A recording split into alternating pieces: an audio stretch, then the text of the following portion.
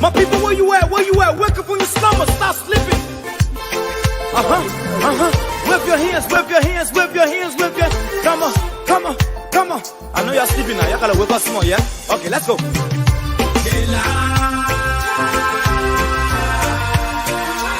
people fool us.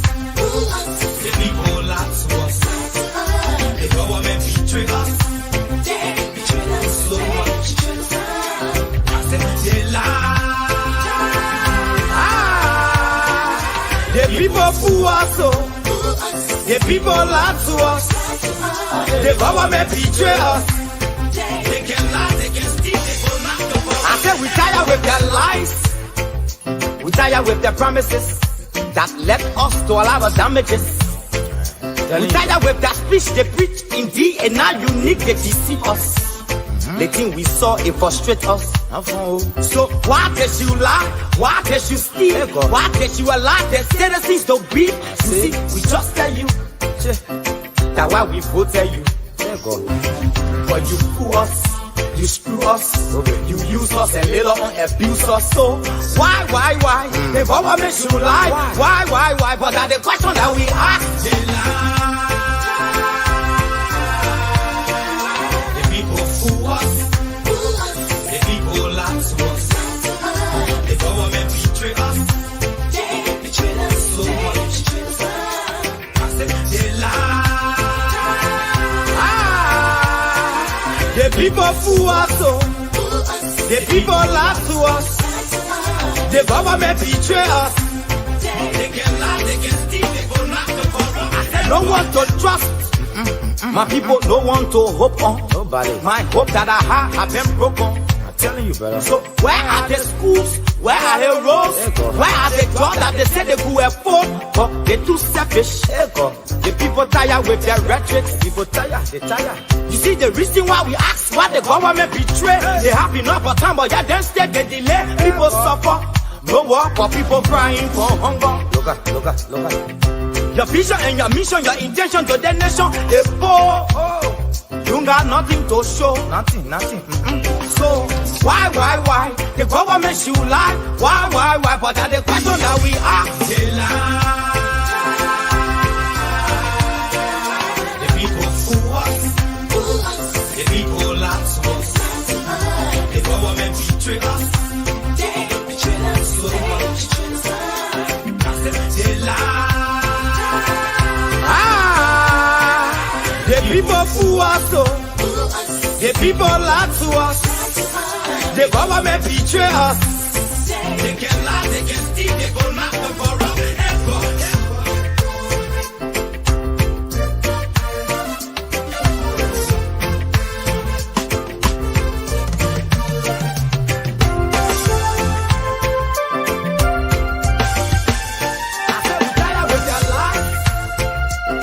With their promises that led us to all our damages.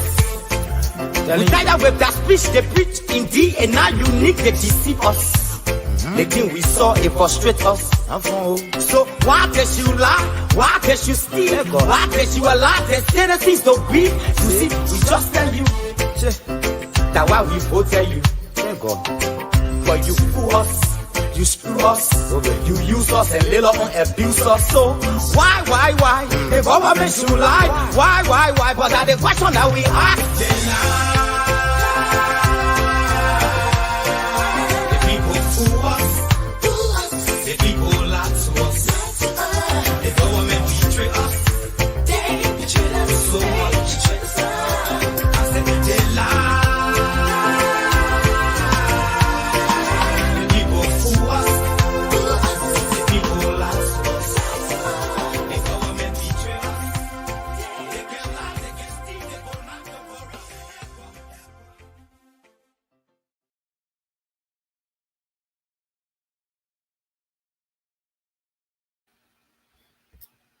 Okay, well, let me say good evening to all of our viewers, wherever you are joining us. We'd like to say welcome. This is the bottom line, and the bottom line is a regular presentation here, bringing you discussions about events from Liberia, and Tonight, again, I will be on a solo drive. The rest of my panelists are kind of a little busy, and hopefully, coming Tuesday, we'll be in full swing, and all of the panelists will be here. But my name is Linford Weah, and tonight we'll be discussing some issues. And let me just apologize that we did not make it on time. Usually we get here at 8 o'clock Central European time. But today we had a little technical glitch, and we've been working on a lot of things, and they seem to be falling into places. They are rightful places, but we still have to do more improvements. And tonight, let me just parade you through what we'll be discussing tonight. We'll be talking about the call for opposition unity in order to be able to defeat President George Weah's government in the 2023 elections, which are just barely 6-7 months away. It's increasing.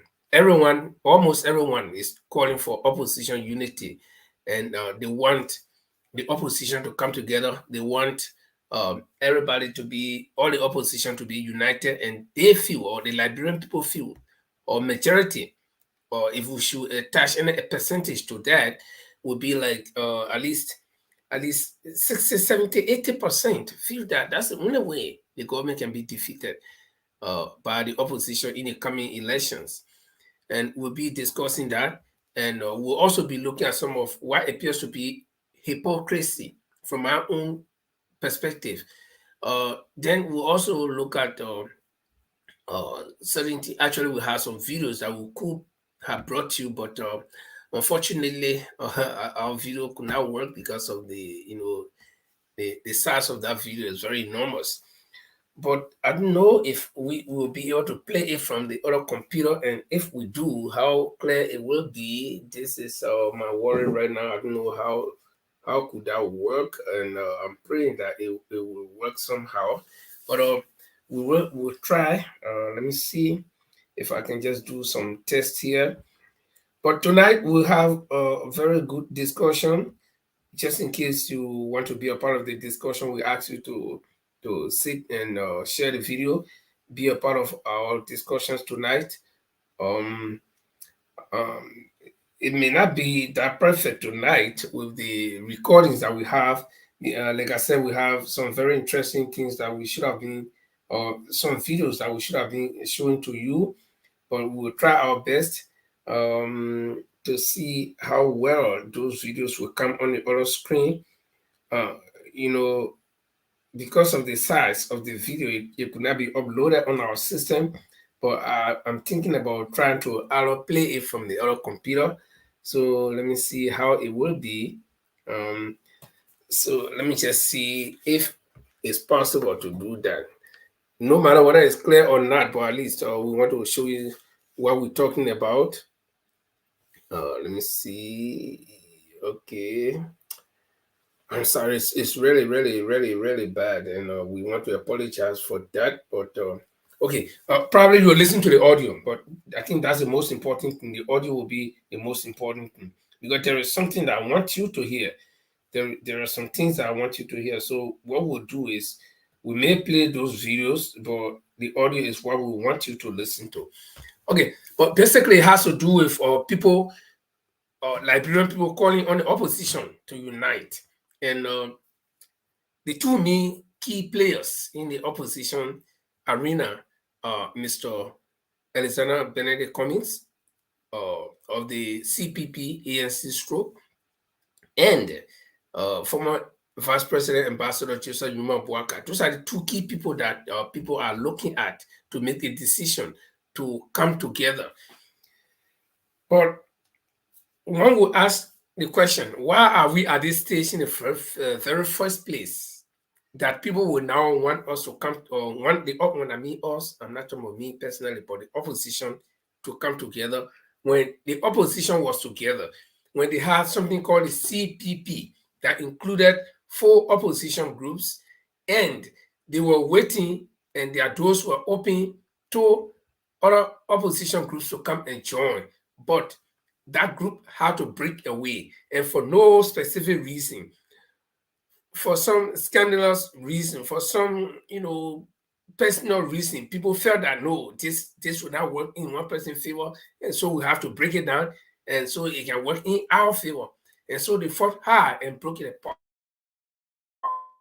Here we are today, and people just on the heels of elections. I mean, the elections are just strewn thrown away. And then people talking about opposition unity. So when they come together now, the biggest question that somebody want to ask, what framework are they going to use to work together? Because they had a framework before, and that framework, according to them, was fingered, and then and nobody could actually point out the part of the framework that was fingered, or nobody could prove anything. But they created a scenario just to create confusion so that it will break apart. And they thought when they break apart, they're going to have a formidable force that will just take down President Weah's government in 1 minute at the ballot box. But as it stands, it doesn't seem to be what they dreamed of. And so people, the ordinary Liberian people, through their wisdom and through the anxiety that they have to see this government go, they are now calling for opposition unity. So it becomes a little bit tricky.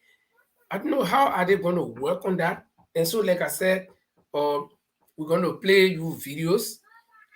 Probably what we want you to do is to listen to the audio, not do not look at the picture, because the picture, the quality might be very, very bad. So there is a youth group, a group that call themselves Youth for the Unification of Opposition Party, and they had a press conference recently calling on former Vice President Joseph Boakai of the Unity Party and Mr. Alexander Cummings of the CPP stroke ANC to come together. Now, okay, let me see if we can get the audio actually off. But let me play that video, and let me see audio. Where are you?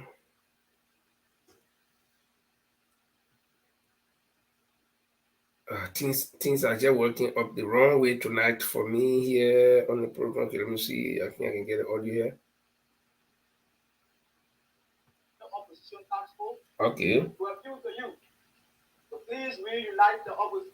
Okay, so like I said, do not look at the video specifically, but you can listen to the audio, because the audio will help to explain what they're saying. It's a youth group. These are a group, they call themselves some youth group for opposition unity task force or something, and they had a press conference a couple of days ago. And like I said, do not listen to or do not watch actually the video. Do not pay much attention to the video, because the quality will be very bad. But what I want you to listen to is the audio. Okay, so here we go. I hope I can get it straight now. Let's go here.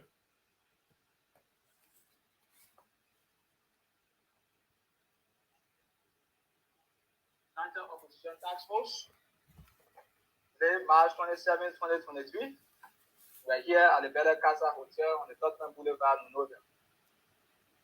To our political leaders, we the youth, representing the suffering masses of the Republic of Liberia, have converged under the umbrella structure of the United Opposition Task Force to appeal to you to please reunite the opposition bloc before the 2023 presidential and legislative elections. We are members and supporters of the Unity Party, the Alternative National Congress, the All Liberian Party, and the Liberty Party of Senator Yomli Kanda Lawrence and Mr. Musa Hassan Bility.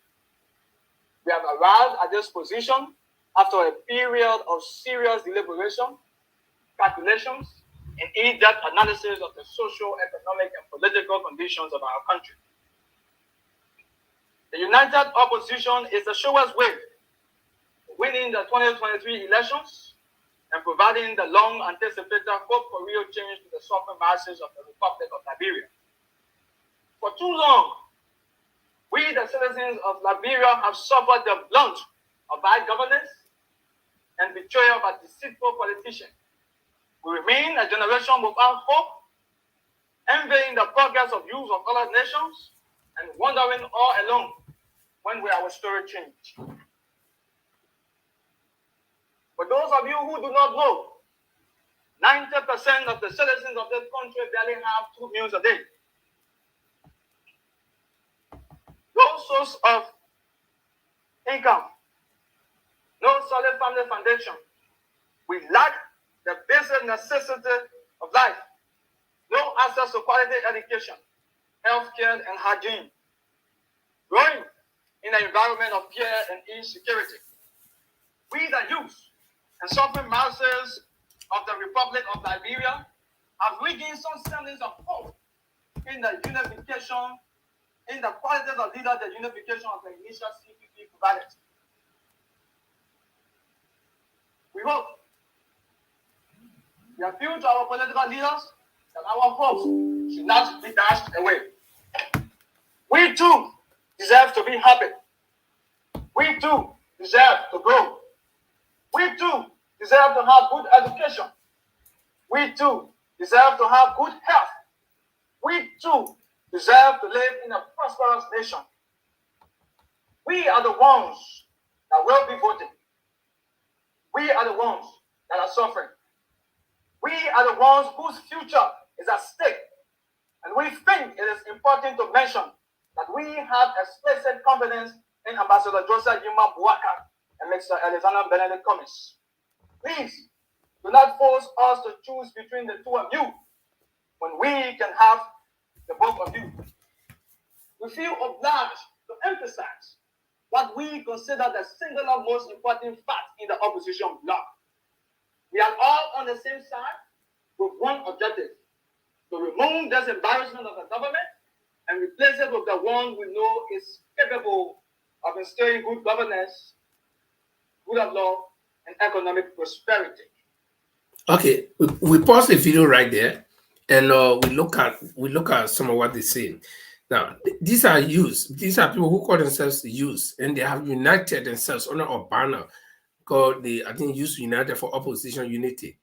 Okay, and they are calling on former Vice President Joe Buakai and Mr. Cummings to come together, to see reason to come together, to form a formidable force that is to govern us, to unite. But the question is, how is that going to happen?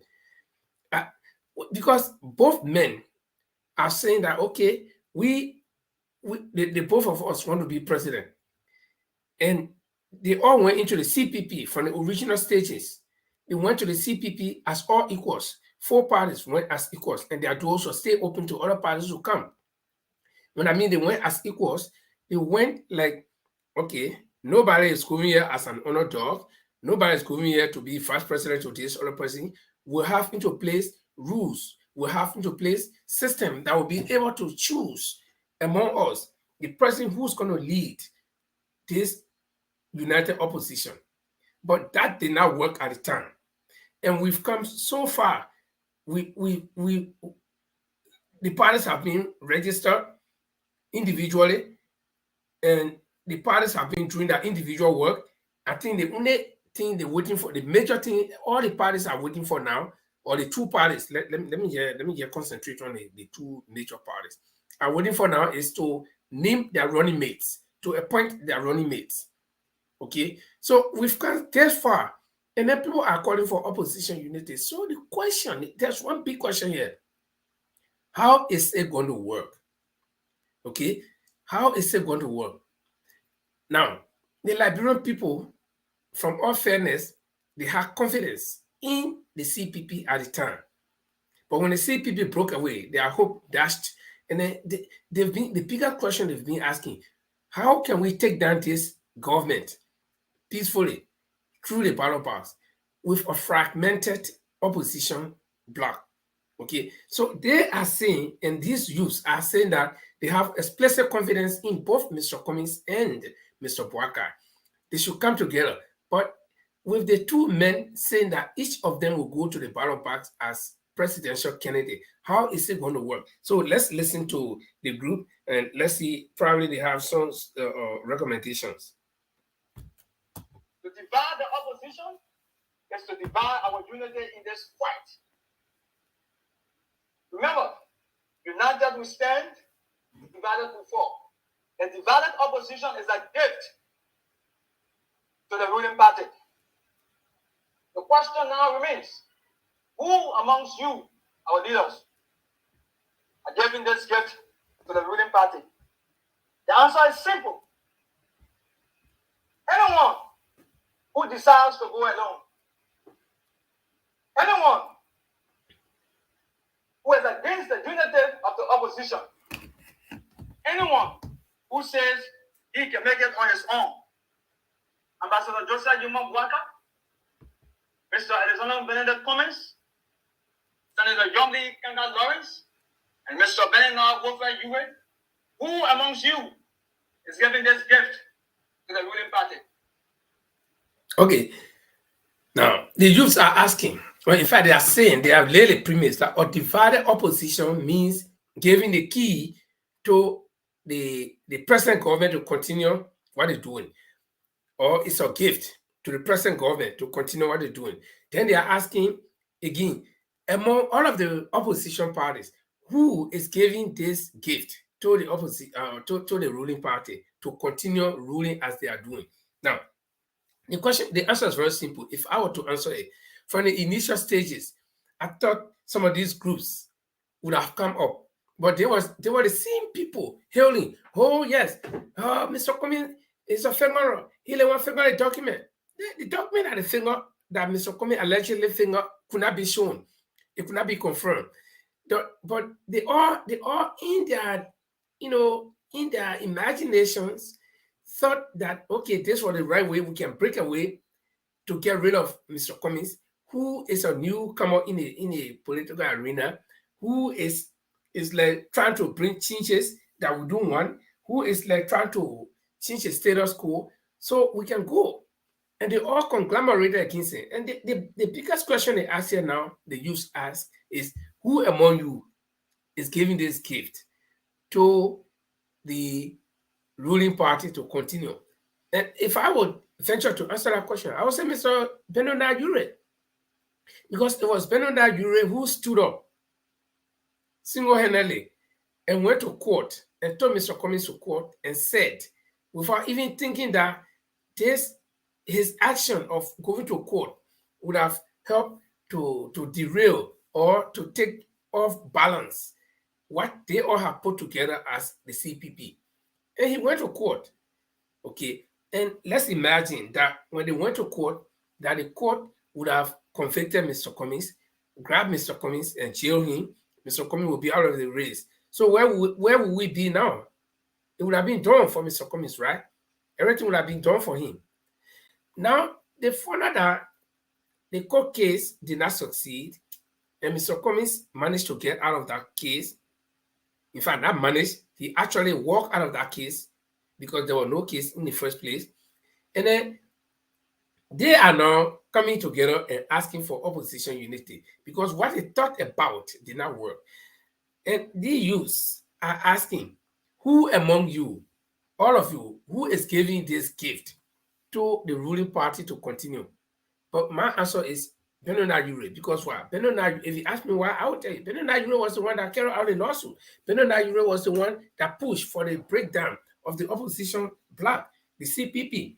Okay, so let's go back to the youth again to listen to them. And like I said, do not look at the video because the video is actually bad, but the audio is what we'll be listening to. So let's go again. We, the young people, demand an answer. The United Opposition Task Force, what did they commit to the wisdom of Senator John A. Balu 9 times press statement?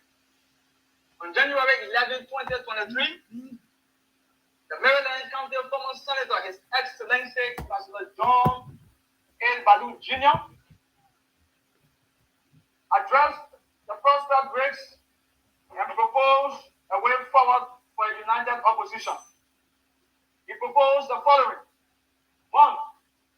We Ambassador Joseph Human Waka goes as standard bearer of the United Opposition. 2.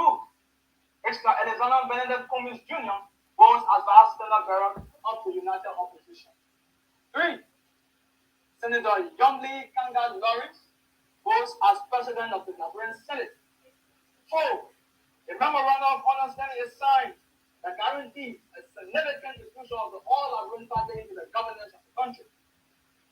Okay, now this is one of the what I see as the hypocrisy of the Liberian people. Senator Balu, I respect him. We have had on the show 2 times, but he's making a proposal here, non-count proposal or non-count proposal that he made. He is saying that former Vice President Joe Boakai go as president, Mr. Alexander Cummings go as vice president. Now, I don't know what formula did they work out to arrive at this stage.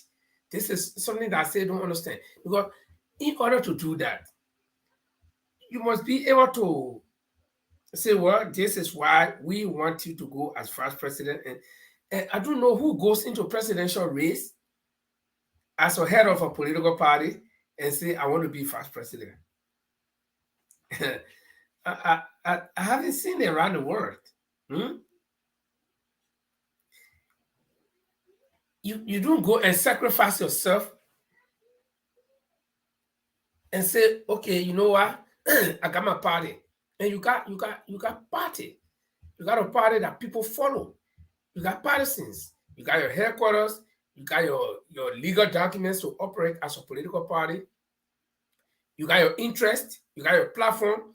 But you take your platform, you wrap it up, and probably put it under your bed, and pack all of your followers, members of your political party, and take them to another party and say, okay, you know what? We are going to be vice president. We're not run, but we're going to be vice president. I have not seen that. I'm not saying that a head of a political party cannot become vice president. No, that's not what I'm saying. But you don't get out and voluntarily go.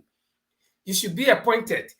You should have discussions. You should lay down the interest of your party in a collaboration, and there is where the collaboration comes in. But it doesn't happen automatically because somebody feel that he's entitled to the whole program and say, okay, you know what? We just going to go and say, okay, we are coming for you guys to accept us, put us into your party because we want to be in your party. No, I don't think. I really don't think. I really don't think that is how it should happen.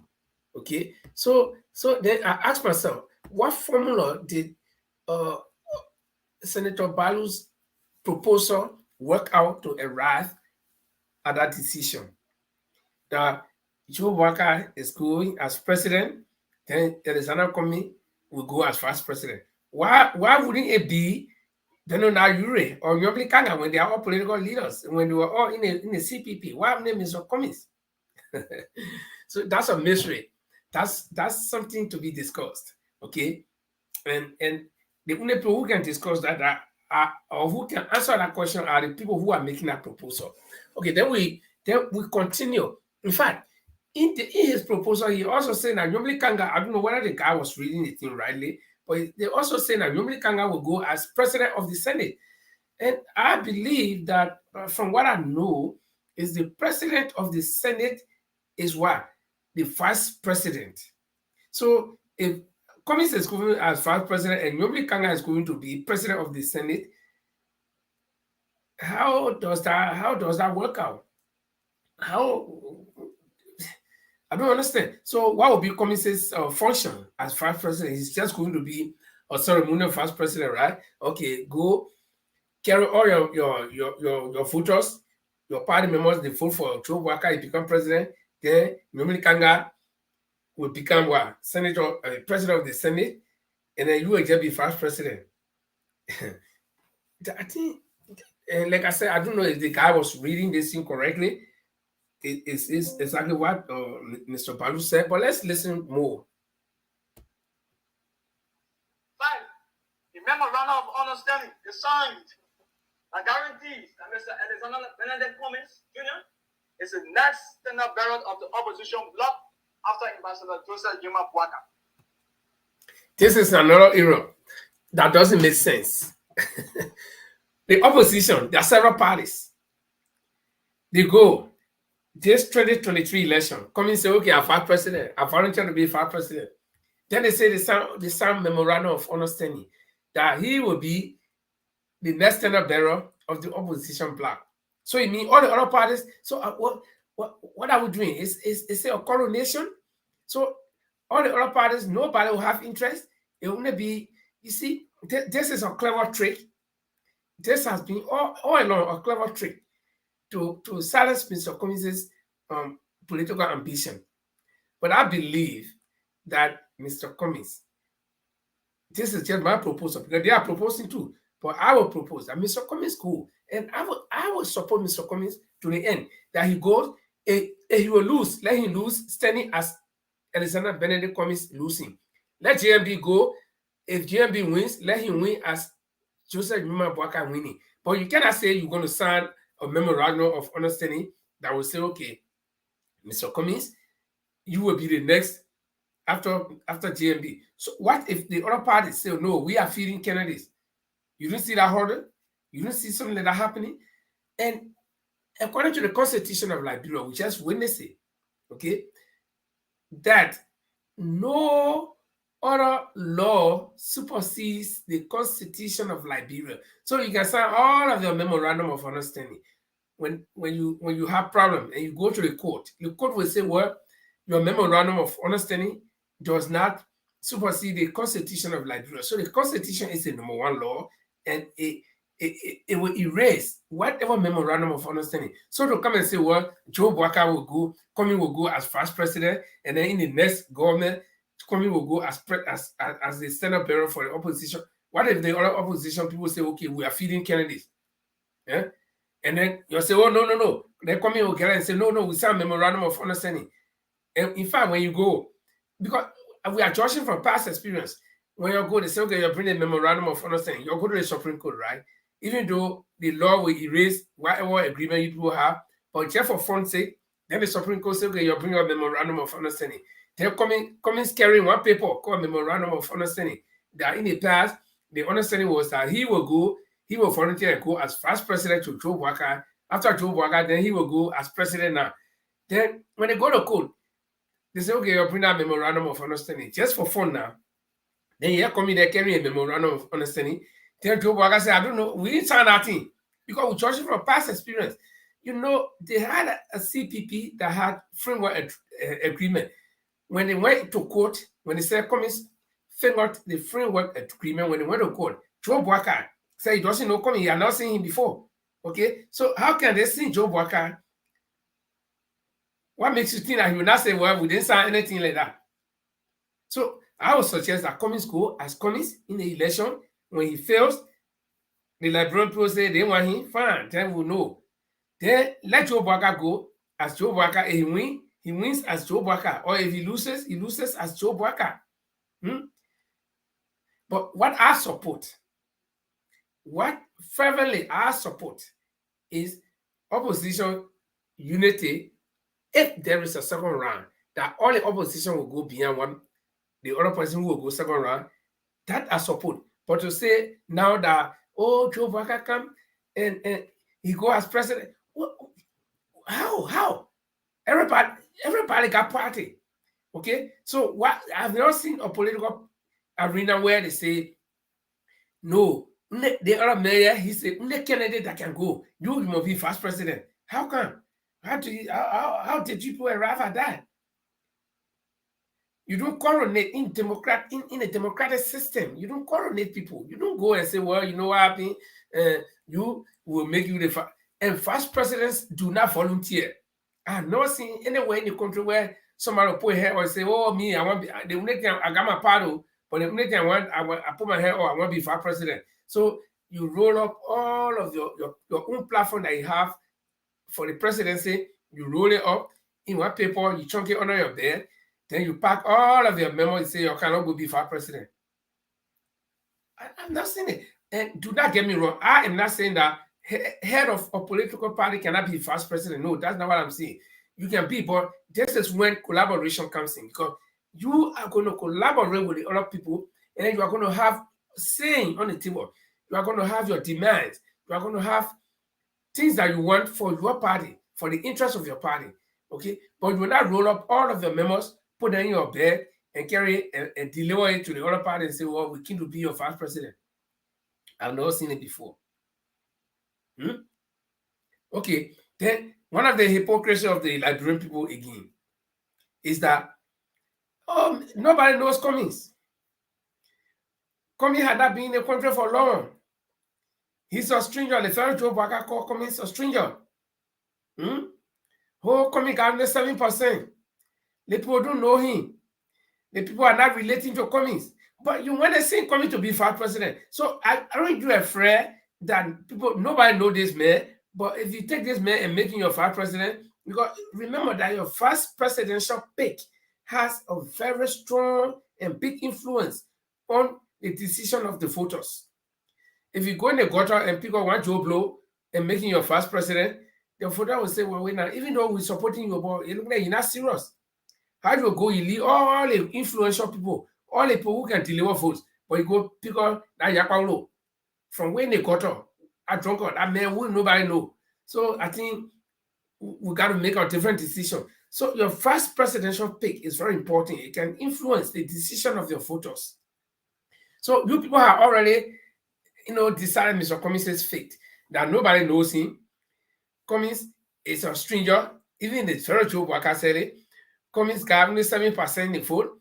Cummings is not relating to the people. Nobody in Liberia knows Cummings. And then you want to see Cummings to go as vice president. What sense does that make? That's a big hypocrisy. That's what, to be a hypocrite. It's the worst thing you can do to yourself, because your conscience is telling you this is the right thing. Then you say, no, it's not it. I will change it. I will lie about it. Okay, so you want Cummings to be vice president. Under what condition? Why you think you are the only one who can be president? Okay, we got several people. I don't understand the Liberian people. Let Cummings go as vice president. The only way Cummings can become president, I'll let you go as vice president to Joe Biden. So why you lead Benin Yure, a political party leader? Why you lead Nyomli Kanga? Why you can't go to Councilor Taiwan Congress and say you can't be vice president? Oh, Cummings should walk voluntarily and come and say, I want to be vice president. While the other political parties are sitting down. But you can go and negotiate with them. You will go and talk to them and beg them. But Cummings should be the one to come to beg you people. And, like I said, I think I will support a Cummings that will go into this race as a Cummings. And if he fails, then we know a Cummings failed. If he doesn't win, because he in the past election, he had 7%, right? So if that 7% will even reduce to 0%, that would be good. Then we know that Cummings cannot make any election. But going as a vice president to make somebody president, then at the end of the day, you are trashed out. You have no voice. In fact, in the second place, they can allow you and say you want to overthrow the government and grab you and put you into jail. And you will be in jail until the next election comes. Somebody else put a hand up and go. No, let me tell you, enough is enough. I think even if somebody is crazy here, like the saying goes, nobody is stupid here. Okay? Cummings cannot be that stupid to want to do that. I don't think Mr. Cummings will be that stupid to want to do that. Because judging from the past experience, here is a guy, he went into collaboration with you people, and you people conglomerated against him, took him to court, lied on him, you testified against him. At the end of the day, you all broke up from the CPP, and you thought that you could make it. But when you find it difficult now, then the guy becomes the one to come and walk and volunteer to be vice president. So let's listen to the youth here, what he's saying further. 6.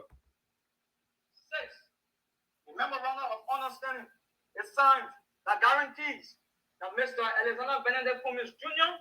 will choose his vice running mate from the Liberty Party. Another funny one. Communist volunteers and go and be vice president to Boaka. Now, then according to them, they will draw up a memorandum of understanding that after Boaka, Komi will now be the next president. Then he will go to, according to the same memorandum of understanding, he will go to the Liberty Party and select his running mate. What a circus. I mean, these people are really in the arena, in the circus arena. These people, they think politics is just some fun. Politics is a mind game. You gotta be smart, you gotta be ahead of the game. And you can lay down, a childish plan and think that somebody will fall for that. Even the most desperate man on earth, will not go for that kind of gimmick. And that's what they want to do to Mr. Cummings. But I don't think something like this can work. Let's listen to them more. A memorandum of understanding is signed that guarantees the incorporation of all opposition parties in the governance of the state. 8.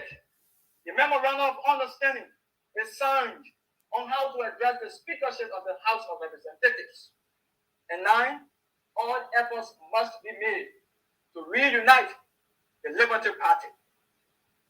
We, in the interest of growth, prosperity, and hope for a governance system that can instill transparency, accountability, and respect for the rule of law, believe this proposal is the way forward.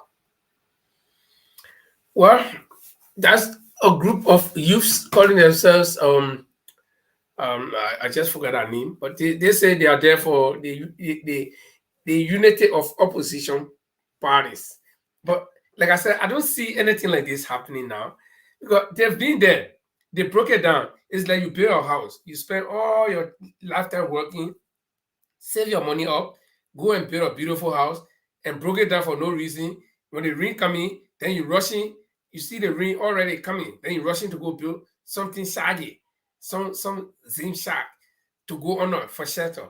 Yeah, you may go there, but it will not protect you like the house you built and you broke down. So, and then they talk about they got proposal that they got memorandum of understanding that will guarantee that Joe Biden will be the first president. Then after that, Cummings will take over from him, and then Cummings will choose his running mate from the Liberty Party according to that. And no, there is nothing like a damn memorandum of understanding that can supersede the laws of Liberia. We saw that when they took Cummings to court. The law stated that your memorandum of understanding does not suffice. It is not enough. It's just a paper among you people. The law cannot consider that. So what if Cummings will voluntarily? What I don't understand. How do you expect the man to voluntarily walk and say, "Oh, hey, I put my hand or I want to be vice president"? That can't happen. It's not possible. And don't get me wrong. Again, I'll repeat. I am not saying that head of opposition party or opposition party cannot be vice president. No, but it goes with real agreement, collaboration. In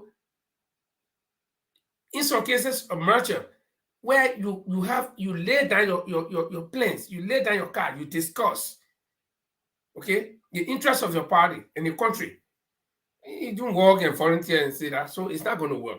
They've been there, and I can tell you that no opposition member will just walk and sacrifice his entire party to become vice president based on something you call memorandum of understanding. There is not a memorandum of understanding that is strong enough to hold under the law when problem arises. Okay, so that is just a scheme, and that's one of the hypocrisies I was talking about from Liberians or about Liberians. That this man, nobody is supposed to know Cummings. Cummings, that's a stranger. Oh, Cummings got 7% in the past election, but who know the man? Why you want it? Cummings can't relate to the people. Then you say, Cummings, no, look at nobody know Cummings in the country here. In fact, Cummings a stranger. And some people even go to the extent and say, Cummings the Congo man. So and we want the country man, and still, the hypocrites. But at the time, when they want election, they want people to vote, then they say, okay, let come in. Who come in? Nobody know they come here. Come in later when they quarter. Come in and nothing. I used to know one old man who used to always play, like when we kids somewhere way in the interior, we play in the moonlight. The old man will come. Then all the girls say, oh, man, Papa like you. He said, yeah, me and Papa. I lay now way on the trumper, and nobody thinking about me. But the young people, people thinking about you. That only one people looking at. For me, nobody looking at me, but one day, people will be interested in me. So this man, he's a stranger. Joe Walker called Cummings a stranger. Joe Walker said he doesn't know Cummings when the case was going on, and all these things. And he asked Liberian, I listened to a lot of opinion polls. When the people call, hey, that VP Walker we're looking at, that you don't even know. Some of you, you only talk because you hear other people talk. Ask yourself, now, Cummings is not into this scheme to make money to live. No. Cummings, by the grace of God, he's God. He can live. He's not into politics to make money to live. Or else he would have volunteered a long time and say, I want to be vice president. He would have volunteered a long time to say, I want to be president or vice president. No. Cummings is in the scheme to change your lives. Cummings is in the scheme as a game changer. He's not there to make name for himself. No. If they're counting people around the world, at least the guy's name is somewhere in some book. Okay? So to relegate him to the point where people think that the only way he can become president is to Cummings does not have to be president. And let me tell you, I know Cummings. I talked to him. He must have talked for a long time. Okay? He told me personally that he is in this game to change the life of Liberia, to change what is wrong with Liberia. Cummings is coming as a manager. Cummings is not coming to be now a normal president who will travel and be taking pictures. No. Cummings wants to come to the game as a game changer. He wants to come to make a difference in your life. He's not there to make money to put in your pocket. Okay?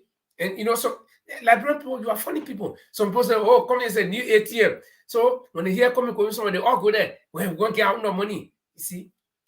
But you got Joe Walker saying now, he's not giving you money. And because he said he broke. He's living on loan. So you elect him. You will go when he started to corrupt, a government official started to corrupt, it may not be him. But he got all the brokers, some of them are my very personal friends that I know we all been struggling from day one. And we still struggling. They see the opportunity in Joe Walker. Like Jefferson Koji, they saw an opportunity in Weah. They went behind and got rich. So all of my broke friends want to go and get rich. So they will push an old man to the limit. Even, God forbid, he dies, they will drag it by the carry and pull it down during the election day. They say, you can't. I'm not saying that you would die. I'm just giving you a extreme example. They say, the old man will run it, but this thing happens, so you can't, let's stay vote. Because they see the old man as the new avenue, the loophole to go and get money. I know them. They know me. They know we talk. So that's what they're doing. Cummings is not again to get rich. The guy has made himself his name. He can go anywhere and get a job. The American ambassador right there in Liberia, Cummings can go and get a good job there. Where man knows who know you. That's a stupid thing you can do because I come from Bonkante, so all the Bonkante people say, me I'm not into that thing. I am not into it. I support you based on tangibles. I support you based on your ideologies. But all of these trouble mugus, all the people who want to, because the tribe men want to be there, or countrymen. I'm a damn countryman. Okay? I'm a countryman. Plus. From where I'm a countryman. So I will not go because one countryman want to be president when he cannot deliver, when he cannot change my life. You will not change your life from being countryman to somebody who at least can afford. You all want to remain countrymen. That your children cannot eat good meal. When they go to school, they say, oh, Papa, I'm going to school. You can't put anything in their pocket for recess. Yeah, that's a countryman mentality that we all use to. I live in Europe. My children, as soon in the morning, they finish eating, they prepare.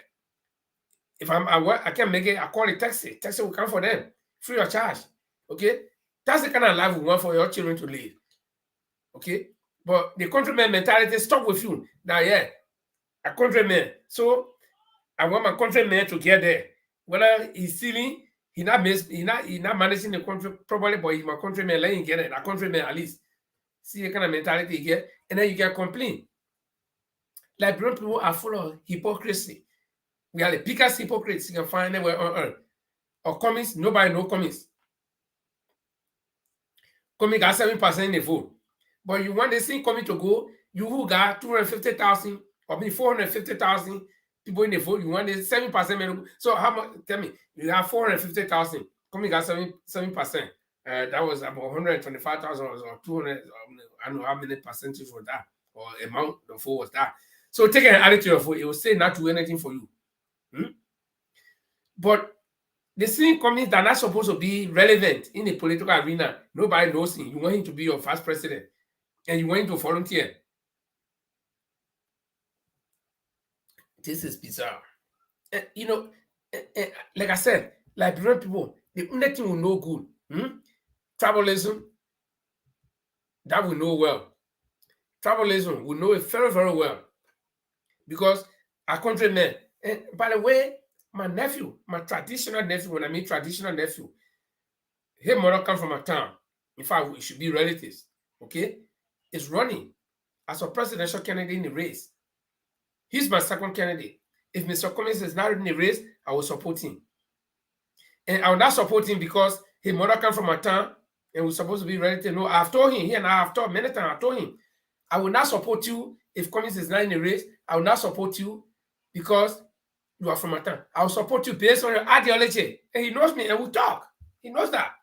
So if I am going to support him, he will know that I'm not supporting him at all because he's from a mother from a town. No way. No, that one he knows. So even if my own brother, in fact, let me get be clear on this one. Okay. I got a blood brother, mother and father, who is working with George Weah personally. When George Weah moves, he moves. If I wanted to be that kind of stupid person, that countryman, George Weah, that countryman, okay, or my brother, how many times my brother connected me to so many people? The built rally today. If I wanted to be that kind of man, I believe in principle. I'm a man. I believe in principle. That if this is what I stand for, this is what I stand for. It would have been probably because the way my brother trying to connect me to build travel, if I had gone there, I know I would have been one of the, because I would be like a direct person to build travel at the port based on my education as a maritime personnel. I would have been maybe one of the right hand men. You man, the mess that he in, I would have been in it too. But I'm a man, I believe in principle. Okay? Not because that country man, so come in that Congo man, and you know, a class with a lot of my friends. Oh, why are you supporting the Congo man? And you know your country man. No, listen, how many people you want to die in Liberia because of Congo country? How many people you want to die before you can know that it's very dangerous? And the day everybody can be Congo man. My children are born in Europe. When they go to Liberia, they'll be Congo people. Because the Liberian mentality is if you are born abroad or your parents, you know, come from somewhere, then you Congo man. That kind of mentality. The countryman should remain a countryman. That's what we want. Oh, a countryman. So I don't want any improvement. So let me be countryman. And so I will look for a countryman to come and rule. Whether that countryman get contact outside, whether the countryman can provide job for you to work. But your idea is you countryman. And you know, you place yourself in that kind of position, in that bubble. When something happens, then you cry. Oh, the people that no, let me tell you, that countryman mentality will take you long to get out of it because you know your place already. Yeah, you decided that I'm a countryman, so I can only vote for a countryman. And let me tell you, the damn countryman is broke. The damn countryman does not know better. The damn countryman is a damn rogue. The damn countryman will always want his family to be better than your family. Okay, but saying you put yourself in that position that you countryman and I'm not countryman you want, so he will treat you that way. And they say, okay, nobody know we don't know Cummings. Yeah, you don't know Cummings, but the people you know, they are the people who know your secret, that they know where you belong, so they'll always keep you there. You fall for them, they keep you down. I don't see why you're complaining about George Weah. And that George Weah, you know, George Weah playing for me or clapping for him. Now, George Weah built for the same condominium. All his children will not be broken their whole life. All his Osa children, his real children, a married child, none of them will never be pro, but you will remain where you are. Because a countryman, you want to be countryman. So you can only vote for countrymen. You want to vote for the person you know. Someone else say, Joe Baga have been here all the time coming with us. So just when you do that, you draw line. You draw line between or among or let's say between, because there are two groups. You draw line between two groups. The people who in the country and the people who outside. Then I don't see why you even send your children to school. Because you send your children to school and your mentality is that if they go out, they will be different person. So they should stay in Liberia. So why you waste your time sending them to school? So keep them there. Keep them on the farm. Keep them in Liberia. Don't send them to school. Because when you send them to school, Cummings was born in Liberia. He suffered. He graduated from school. He suffered and he went to America. So because he went to America, that is one thing he did. And then he worked abroad, that is one thing he did. That nobody knew him. So you draw a line between you and him. My father used to sell cocoa and coffee. And my mother used to sell banana and plenty for me to go to school. I went to school. God bless me. I came to Europe. The line is drawn. I can't be like bro no more. Okay? And the line is drawn. So I know my place and you know your place. If I go to Liberia, I want to run for any position. They say that man, not yet. That man, he was outside. So you draw the line. So you countrymen, it's a bad signal you send it to your children. That if you go out, then you become bad person. You're not part of Liberia anymore. That's a bad signal. So I don't know why you send your children to school. And then when your children, because the lesson you're teaching your children is what will go back. When your children decide, well, my pa believe that anybody who goes out, and the children nowadays they're smarter than you and myself when we were growing up. So the child will say, okay, this is one man called Cummings who went abroad and he worked, and when he came by the pool, draw line. They say nobody know him. So if my pa sent me to school and I leave from here and go, I didn't want to come back. I think they will do the same thing to me. So that child will say, okay, me, I'm thinking about going to school. I'll say, then it becomes Zogo. Then you'll say, oh, the Zogo then plenty. The Zogo then plenty. Because you set a precedent for people to become Zogo. You tell them that you are indirectly telling them that if you go to school, you go abroad, you improve your life, you come back, you will not be part of us.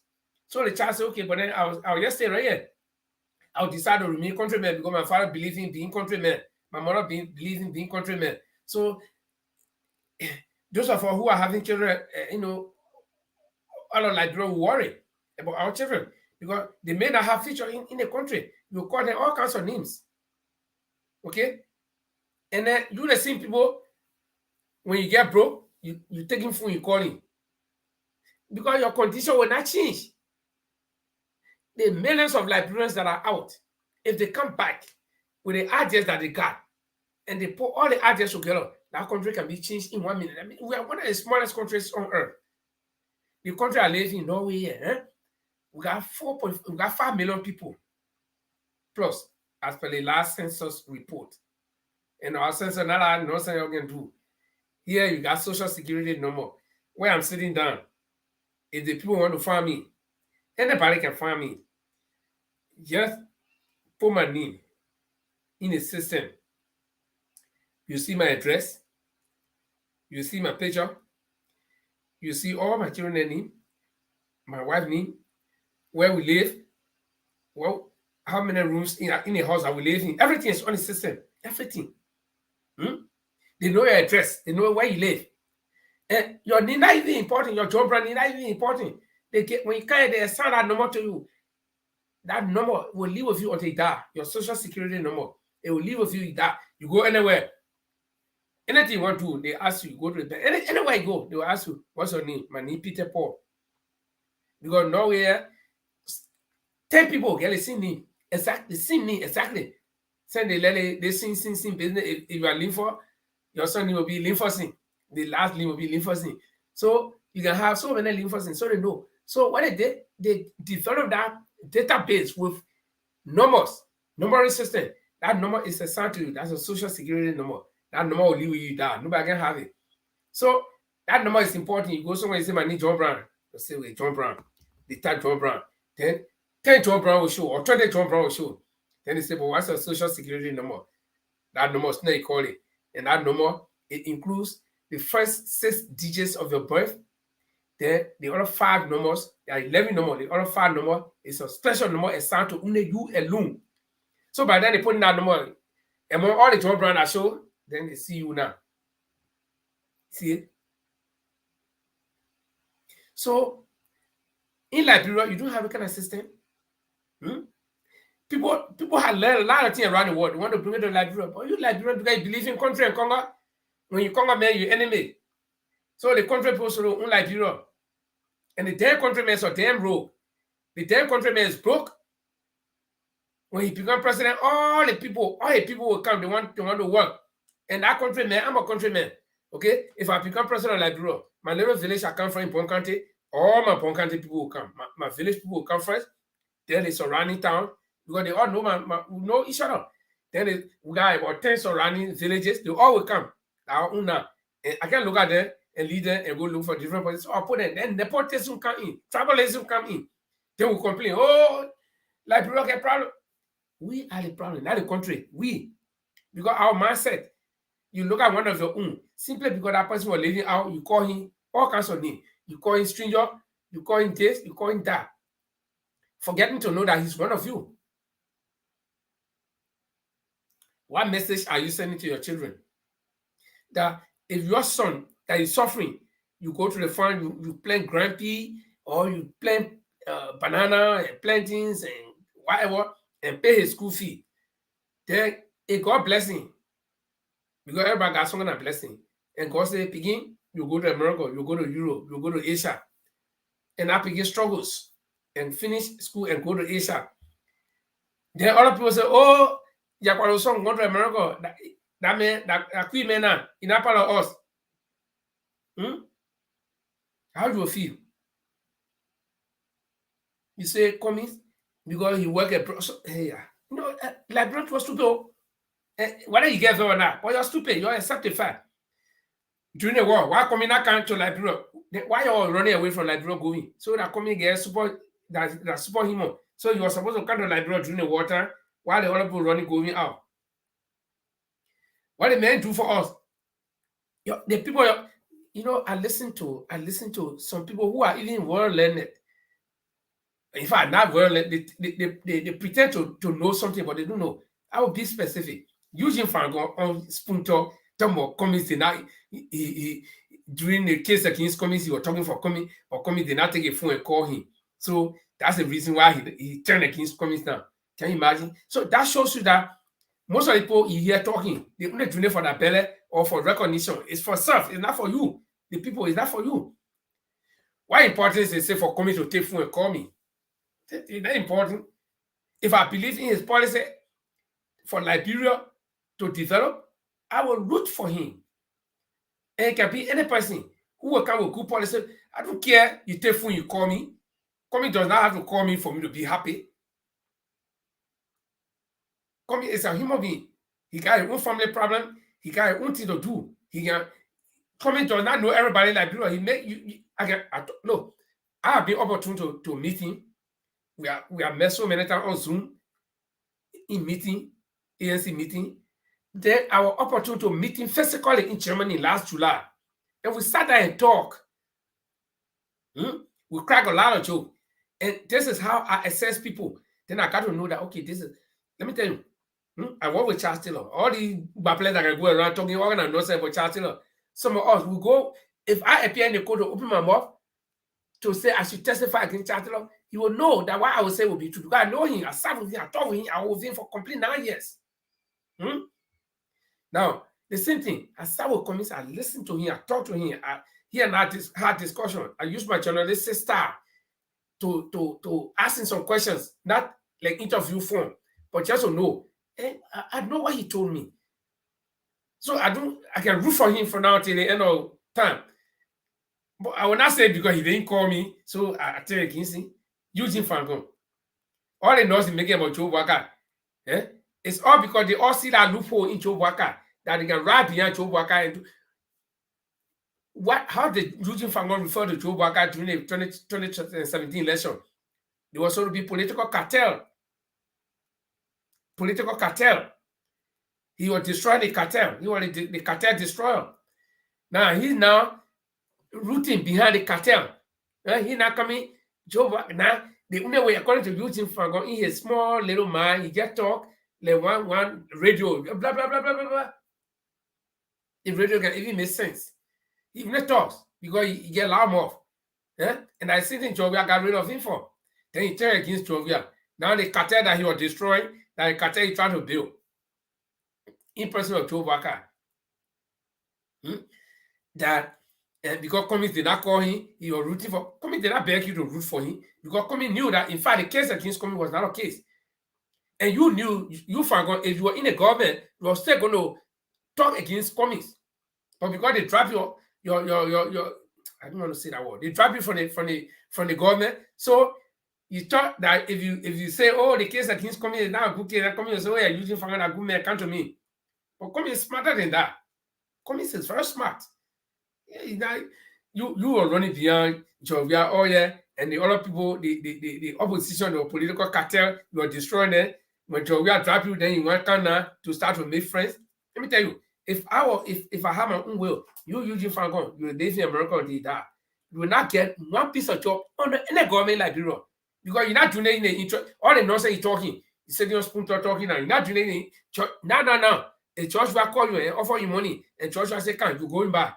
Who knows some of you? Yeah, talk. But I've been trying to get on Spoon to really take on him, but I've not had a chance. One day I'll get there. Okay, he's been getting away with a lot of things. And then what he said yesterday that really got to me when he talked about he was rooting for Comey in the case, and then Comey did not take a phone and call him. And that's why he's sitting there talking all the nonsense about Comey, talking about Joe Waka, and he behaves as if to say, if Jeremiah Kun, if Joe Waka chooses Jeremiah Kun, then Jeremiah Kun will get back all of the people in Nima County in one bed, tie them, and deliver them. Let me tell you, Nima County, okay, and half Mano, half Pele, half Paso. I come from the smartest part of Bon County. Where I come from is where the smartest people in Bon County live. I'm not condemning the rest of the people. I come from the Mano speaking, the Pele speaking, and the Paso speaking, the Kokoya region. We are the smartest. If you don't know, in Bon County, we are the smartest. Because you can't trick us. If you pull it so, we'll pull it so. If you think it's smart, the rebels try it. When the king was speaking Mano, they say, oh, they put a Pele people. When they speak Mano, our people put in Mano. They convince them. Then the next day, the people switch to Pele. The next day, they switch to Paso. We are the smartest people in Bon County. Let me tell you now. Okay? So you can't go around thinking that you're smarter than everybody because you fell out of grace with Josh Weah. So then you're looking for a way to stick yourself and you make it to appear like a Trump. There are only two ways that Comey can become president. One way, unless you go as vice president to Joe Waka, okay? Or else, if Joe Waka does not take in, Joe Waka take Jeremiah Kun, then no more food for Comey, and because Jeremiah Kun is delivering him. Let me tell you, I told you, he's my traditional nephew because his mother comes from a town, and we should be related. He's a formidable force in Nima County. I will tell you that. So that nonsense why you people and Prince Johnson turn around with Jeremiah Kun and thing, Jeremiah Kun got his own issue in Nima County. So Jeremiah Kun is not going to bundle all the people in Nima County and go deliver them at the doorpost of Joe Waka. That force, I can guarantee anybody that. And CDC is working in Nima County as well. Okay? You got Jeremiah Wapo. People may think that he's insignificant, but he got push. Let me tell you, Nima County is not a whole lot like Liberia. Say you get 10 million people in Nima County. Let's just put it that way. Like 5 something million, but say you're blowing this whole Nima County thing out of proportion. Say you get 10 million people in Nima County. Jeremiah Kun, okay, let me leave Jeremiah Kun because he's the one supposed to have the key to all the Nima County people in your own little minds.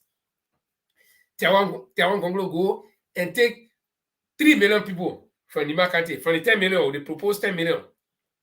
And I'm only 7. Jeremiah Wapo is there. He's struggling. He take 1 million. Then remains 6 million. CDC is working there because I've listened to some Nima County. They do have Nima County. They are not robots. So say you program them and you can't do anything. So there are people who are supposed to CDC in Nima. Then Georgia take, let's say, 2 million. So 2 million plus Jeremiah and Wapo, 1 million and 3 million plus Tiawan Gonglo, 3 million, that's 6 million, then remain 4 million. Then who else? Some other candidates go and take 10%. So the rest of the people you bring them to Joe Waga, they will not win. So you're doing this thing to appear like Nima Kante is just a bunch of stupid people who you can tie together and get dragged in. They get their own mind. So when Jeremiah can go to Waka, then all the Nima Kante people will be the ends. The ends. They get a lead. When the lead go, they will build a land. Then all of them following. Okay? That's why you people take a Nima Kante people to be. No. Nima Kante people are not stupid people. Nima Kante people, they are some of the smartest people you can see in Liberia, and some of the most industrious people, independent. Half of Nima Kante people are independent. To the point where you go in the villages, you will see a 20-year-old boy. He got his own farm. He's selling produce. If not cocoa, it will be coffee or something. They are independent people, industrious and independent people. They are not some of the laziest people in Liberia. So you don't think you can just go there and think that if you think tell me, what influence would Jeremiah Kun have over the Nima Kante people so much that people make it to be like, okay, say Jeremiah Kun is a kingmaker in Nima Kante. And I don't believe people. It's all because of the impression that Prince Johnson has put you people on that he can make the decision for Nima Kante people. But that narrative will change, or it's changing. And it has changed. It's going to change a lot. And it will show results in the 2023 election. Then you will know that Prince Johnson is no kingmaker, neither Jeremiah Kun. I don't remember the last time Jeremiah Kun will command the whole of Nima Kante, as people believe. Then Eugene Fangon will believe, Satan Spoon talk that if Comey cannot become vice president to Bwaka, he will not be vice president because Bwaka will choose Jeremiah Kun and all of Nima Kante will follow.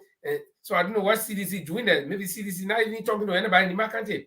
Or Councillor Gonglo, who is a son of Nima Kante, is not even talking to anybody in Nima Kante. It's only Jeremiah Kun. That is very surreal. You know, and people who can believe in people like Eugene Fangon, I try to question your thinking faculty. How you think? This is a guy who called Joe Bwaka a political cartel. And he was destroying a cartel in 2017. When he fell out of grace with George Weah, he tried to make a way to the cartel. But again, out of desperation, I know Omer Bwaka saying he want to be so desperate. The same thing that happened between him and Costa. When Costa called him dead man walking, and he's a travelist, he cannot bring no fresh idea. The same Costa turned around again, and he tried to resurrect him because Costa, I think he's a Jesus Christ. He can kill you and resurrect you. When Jesus resurrected Lazarus, I think, so Costa is a resurrector. You see it? And because of desperation, the woman is so desperate to the point where even if you do anything to him, and you turn around and say, okay, I will promote you in a campaign, he will set up for you. But I don't think Cummings is that desperate. Like I said from the start of this show, Cummings is not in this thing to get money to put in his pocket. By God's grace, he can live. His pension money will stay roll. He's on several boards of good companies that good money, okay, that can make him to live. The men are sending anybody, any small baby to school to say you got to pay school fee and teacher put in some also. The children are on their own. Okay? And the way I see coming in, that'll be them, it's small 10 men, you me too. I don't think he can eat whole bag around one day. So he don't have money to say no will be here, huh? God bless a man. I mean, that's a fact. So you people make it like if he doesn't go as vice president to come to Waka, then no. I would look. Come here, my sister in Germany will talk. I told him, if you in this thing to get money, then some of us we're not in there for you. He said no. He said, listen, where I can tell people that if you think you're supporting me to get job, or that I will, if you do something in my government, if I employ you and you do something in my government, I will not deal with you. You laugh, then you're not my guy. Then we laugh about it. I said, listen, way, if you think you're going there to make money, he said, live for money, I get money, but money, not my problem. Okay? So The man is not in the thing to go get money and put it in your pocket. Like the other desperate people. I am sure if coming with vice president of Liberia, or he are working Liberian government for 45 years or 41 years, he will not be fighting one little newcomer who want to also work in the government. You'll not be fighting him. He will retire. And people say, coming is desperate. Oh, yes. The man is desperate to change your life. Oh, he's desperate to work in government. Yes. It's because you cannot be ordinary citizen and change anything in government. You got to be there. Okay? So, all in all, the two people compare them. Who is desperate? Cummings and Waka. Waka have been government. He have made a name for which Liberian people think he should be rewarded the presidency. So why he can't leave it now? Why he say want to be president? Desperation. If Cummings goes back to Coca-Cola and all the beginning that he trained a long time before, and he said, no, I want to come back and work, and he starts struggling with the beginning, then I would say he's desperate. Because what you have done before, and you finish with A, if you want to go back and go do it again, it shows desperation.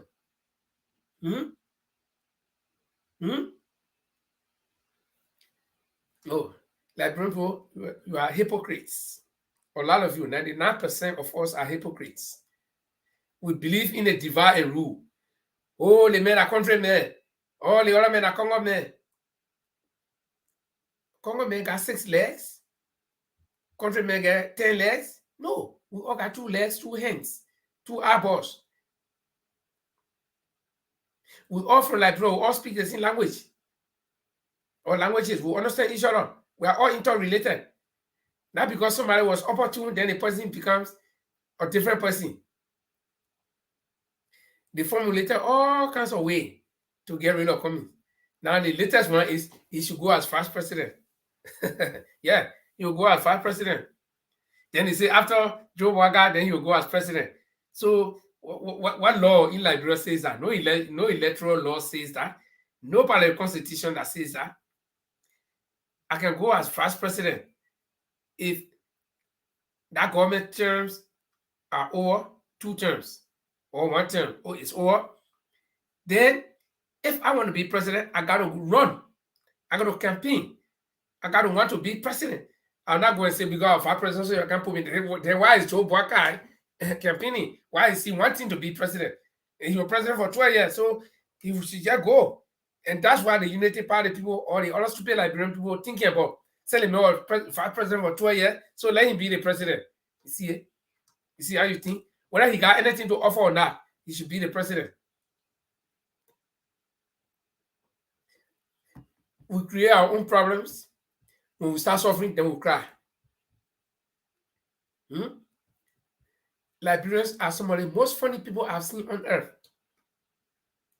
Very interesting people. Full of hypocrisy. Coming, nobody knows Coming, but Coming can be vice president to somebody who is already popular, somebody who again want to offer the presidency. Coming is a newcomer, Congo man. He was not in Liberia during the war. He was not with you all the time because somebody think they can be talking. The mayor are not here. Liberian people, no, let me tell you, if they were having stupidity contests anywhere around the world, Liberia will win fast. Football, we can win it.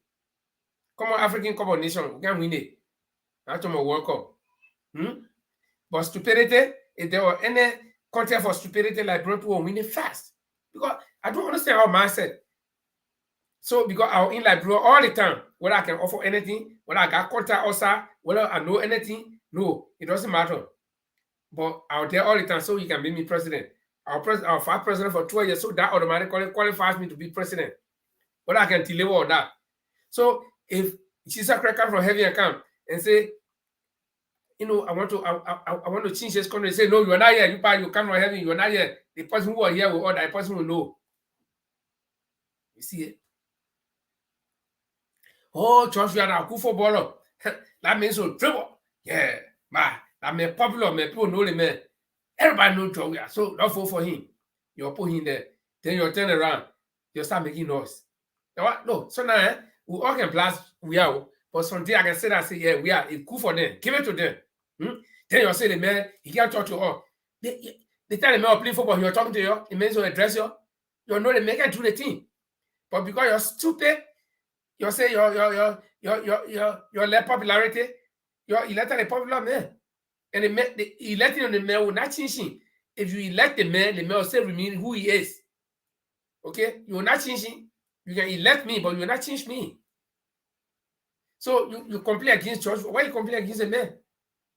When you knew the man could not talk to people, the man is not a public speaker, the man is not popular, and he's popular in a particular area. But you look at him and gave him big job, then you want to change him. Me, sometimes, let me tell you, we are my boy, because I'm older than you about 3 years, so you stay my boy. We are the same age group. I'm older than 3 years, okay? But that's not the point. The point here is that you look at George Weah, who was very good in another area. You did not give him that area, but you took the whole country and put it in your hand. Then you want to blame him at the end of the day when you know he did not prove anything to you that he can do this job that you're giving him. To be president, no, nobody goes to school to be president. That I agree to. But there are things there are indicators that will show you that this man can be a good president. Indicators. But because we're stupid and we believe in being country, we are country people, so we believe in being country. We don't know anything good for ourselves.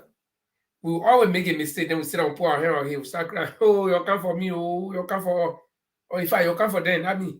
You come for them, oh, Liberian people, you come. That kind of people Liberian people are. And so now I wonder how we think. You send bad signals to people, and when they begin to act the way you teach them to act, then you complain. You show your children that if one Liberian leaves Liberia and goes out and prosper, when he comes back, you're making your enemy. He's not part of you because he has not been with you all the time. Then you send your children to school. Your son finish high school. If he go to LU, maybe he finish LU. Then you start thinking, say, but when I go out of Liberia, tomorrow if I happen to come back, the people will say I will not here. And not one of them. You said bad precedents, but you don't know. The signals you send to people, they will act in that respect, and then you begin to complain. Like, bro, man, go to Diva. Oh, the other men are Congo men. The other men, and when you move all the Congo people, you bring all the country people together, say, oh, the other men are Paso men. First, it was Congo men, or it was foreigner. You move all the foreigner, you move all the Congo people. Then, all the Gio, the Mano, the Pele, the Val, the Dane, the Gula, the Mendy, all the blah, blah, blah, blah, blah. When I saw honor, we say, oh, but the other men from Grand Paso. In fact, in the same country, in some countries, like in my country, Pong country, where we got 3 dominant tribes, Paso, Pele, and Mano. Pele is the largest, followed by the Mano group and the Paso group. So we always also discriminate. Look at it. Look, my town is situated on the border with Nima County, on the St. John River. Many years ago, before the demarcation of Liberian to counties, people used to cross from across the water to come to our side to make farm, and our people to cross and go on our side to make farm. There were no Nima, there were no Bon. There were one people. So if you cross my town, if you move from my town, you cross the St. John River, which is just some 10 minutes walk from the town to the river, and then you cross the river, then the next town there. When we get there, the people call Pele people. Oh, the Pele people from Bon Country here. When and all the people in that Nima Country, in that part of Nima Country, can speak Pele. They can speak Pele like us. Then, when they cross and come to us, oh, the Mano people here. That's one side. Then we on the border, right to the border with Nima Country, with the water. Then the next town to us, little bit deeper into Bon Country, which is maybe some 20 minutes walk. And they all speak the same thing like us. They speak Pele, Mano, Paso. When we go there, they say the Mano people not come. Why? Because we come from closer to Nima Country. We are the last time you can pass before you enter Nima. So when we go to that town, they call Mano people. Then from that time, when you go on the other side, where the people speak Paso, Mano and Pele, but because they're close to the Paso border, when you go there, they say the Paso people. So Liberian people go to divide. This is what we know good. We can divide people. And that division is what's killing us. He said some people that Congo people, okay, we move the Congo people, we put all the country people, then it's the same country people say they man that gula man, why that man that pele man, they made a pastor man. Then you go in the same country where you got 2 or 3 tribes. Go to Nima, you get Mano, you get Gio, you get B, and I think they get some crap people there. So the crap people when they come to the Mano dominate say the crap people, they will not say Anima people, this is the crap people. Then the Gio people go to the crap people say that I Gio people there that you know. So you see, there you go to Lofa, you get Bani, you get Kisi, you get Loma. They get their own division there too. And you get Madingo. You say, hey, that Madingo man. That Madingo people, they can never be anything here. Madingo, you're not here, you're coming from Guinea. You see it? So that division is one of our problems. And for me, I don't know, maybe I'm a different person that was born in Liberia. Because, no, even, let me tell you, my own family people, they know me. We don't agree on ideologies. Because I just think differently. I don't believe in what people believe in, many people believe in. Today, you see me a Paro man. In my house, everybody will eye people. So I say, okay, I'll be Paro. I go on the opposite side of everything. All my family in America, all my family, down to my children in America. My aunt, my sister, my daughter, all of them in America, my cousins. Oh, why are you doing Europe? I say, no, you'll be there, me, I'll be in Europe. At one person, I want to go on the opposite side. Because I don't believe in this collective idea that if one person believes in this thing, so we all should follow it. They all made a Congo man, they all made a country man, they all made a this, that bullshit. We are all Liberians. Okay?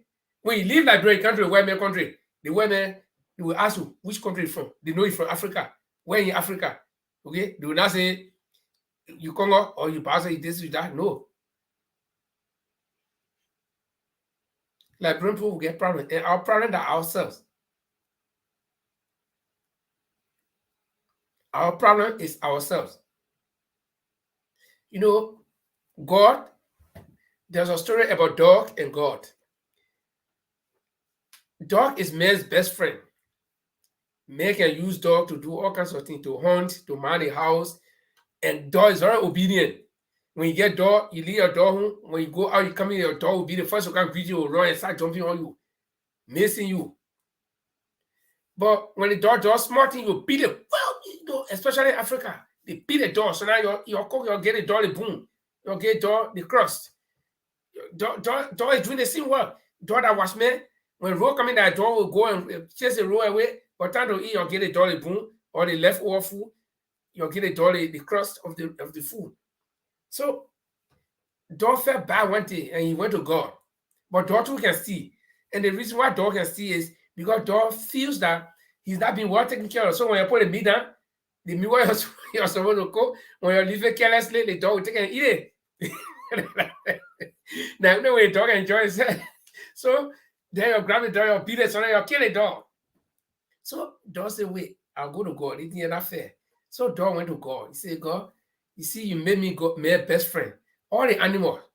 You got some big animal than the elephant that's stronger than me, that's supposed to guard me, but I'm telling me you made to guard me. I don't want to do all the suffering. I can hunt and bring meat to me. But when men ready to eat, you eat all the meat, they give me the boom. When I take small piece of meat, they beat me. So now they kill me.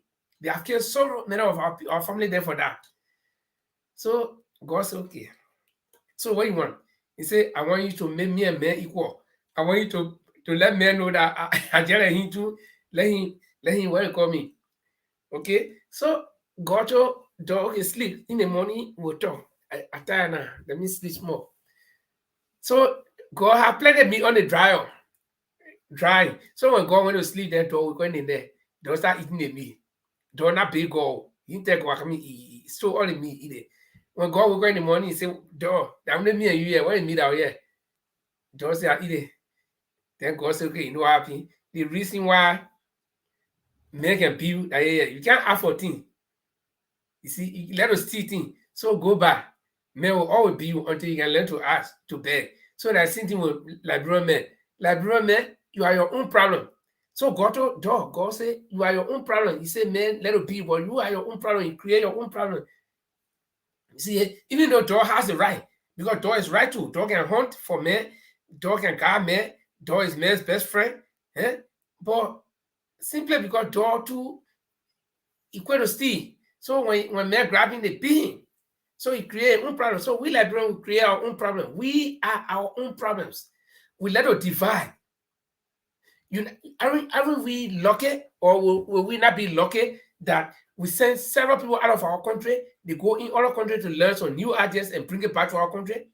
But when those people come, we call them all kind of names. We call them diaspora Liberian, the new one, diaspora Liberian. They call internet citizens. We get it right. How silly can that be? America. No, let me tell you. This is one reason why America will always be great in other countries. I live in Norway. Let me tell you. Norwegian, they got law, they got a constitution, which is for everybody. For Yakawule all that come to the country, they are law for all of us, gas, all of us. But they get special law that only applies to Norwegian. And part of that law is no Norwegian is equal to anybody in the world. Nobody, or let me put it all the way, nobody is equal to any Norwegian. They set themselves at a high standard that they are better than anybody else.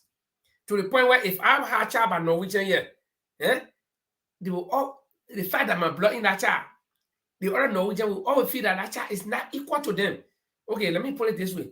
Norwegian, they are white people. Swedish, they are white people. Danish, they are white people. If a Norwegian woman born by a Swedish man, they still feel that that child is not equal to a typical Norwegian that is born by Norwegian and Norwegian. That law is strong and they believe in it to the point where the crazy, no, let me tell you, the crazy man in this country, they will respect him more than a king from Africa or a king from any other country come here, or president. They will respect him. They respect the girl for their people. But Liberia, we don't respect each other. We bring each other down. You go, when you succeed, you become public enemy. And those of us who are even more native, when we get power, then we suppress our own native people more because we don't want them to be like us. We keep them in a particular stage or at a particular stage that they will not go up, they will not come down, they stop there, and then they become beggars. They beg us, then we feel good. When you ride in kind like Liberia, the other people walking the nothing, you flash water on them. You reach on the checkpoint, you see the poor police boss saying, "Man, you're driving 10K, man. You know who coming? Who are you?" Norway, everybody's equal. The king, when the king driving in the street, when he can't reach to the red light stop, they will stop. He can't bulldoze the red light because other Norwegian citizens coming. When he bulldoze the red light, accident might occur and people might die, which is not allowed. So you see, respect your people, respect each other. But we don't respect each other. Jefferson question, who is a break pankana, who's a big climbing coconut tree, or also, on the beach. Today, they can look at people and beat them in the street. Because they get power. It doesn't happen here.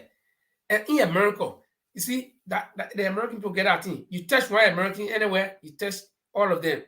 In America, some crazy guy can take gun and shoot people. And America is not heaven on earth. The first time I went to America, I saw people sitting under the street light, the road junction, and begging because when the traffic light stop, then they begging. So I was like, what? Do they have beggars in this country? And my sister said, what do you think?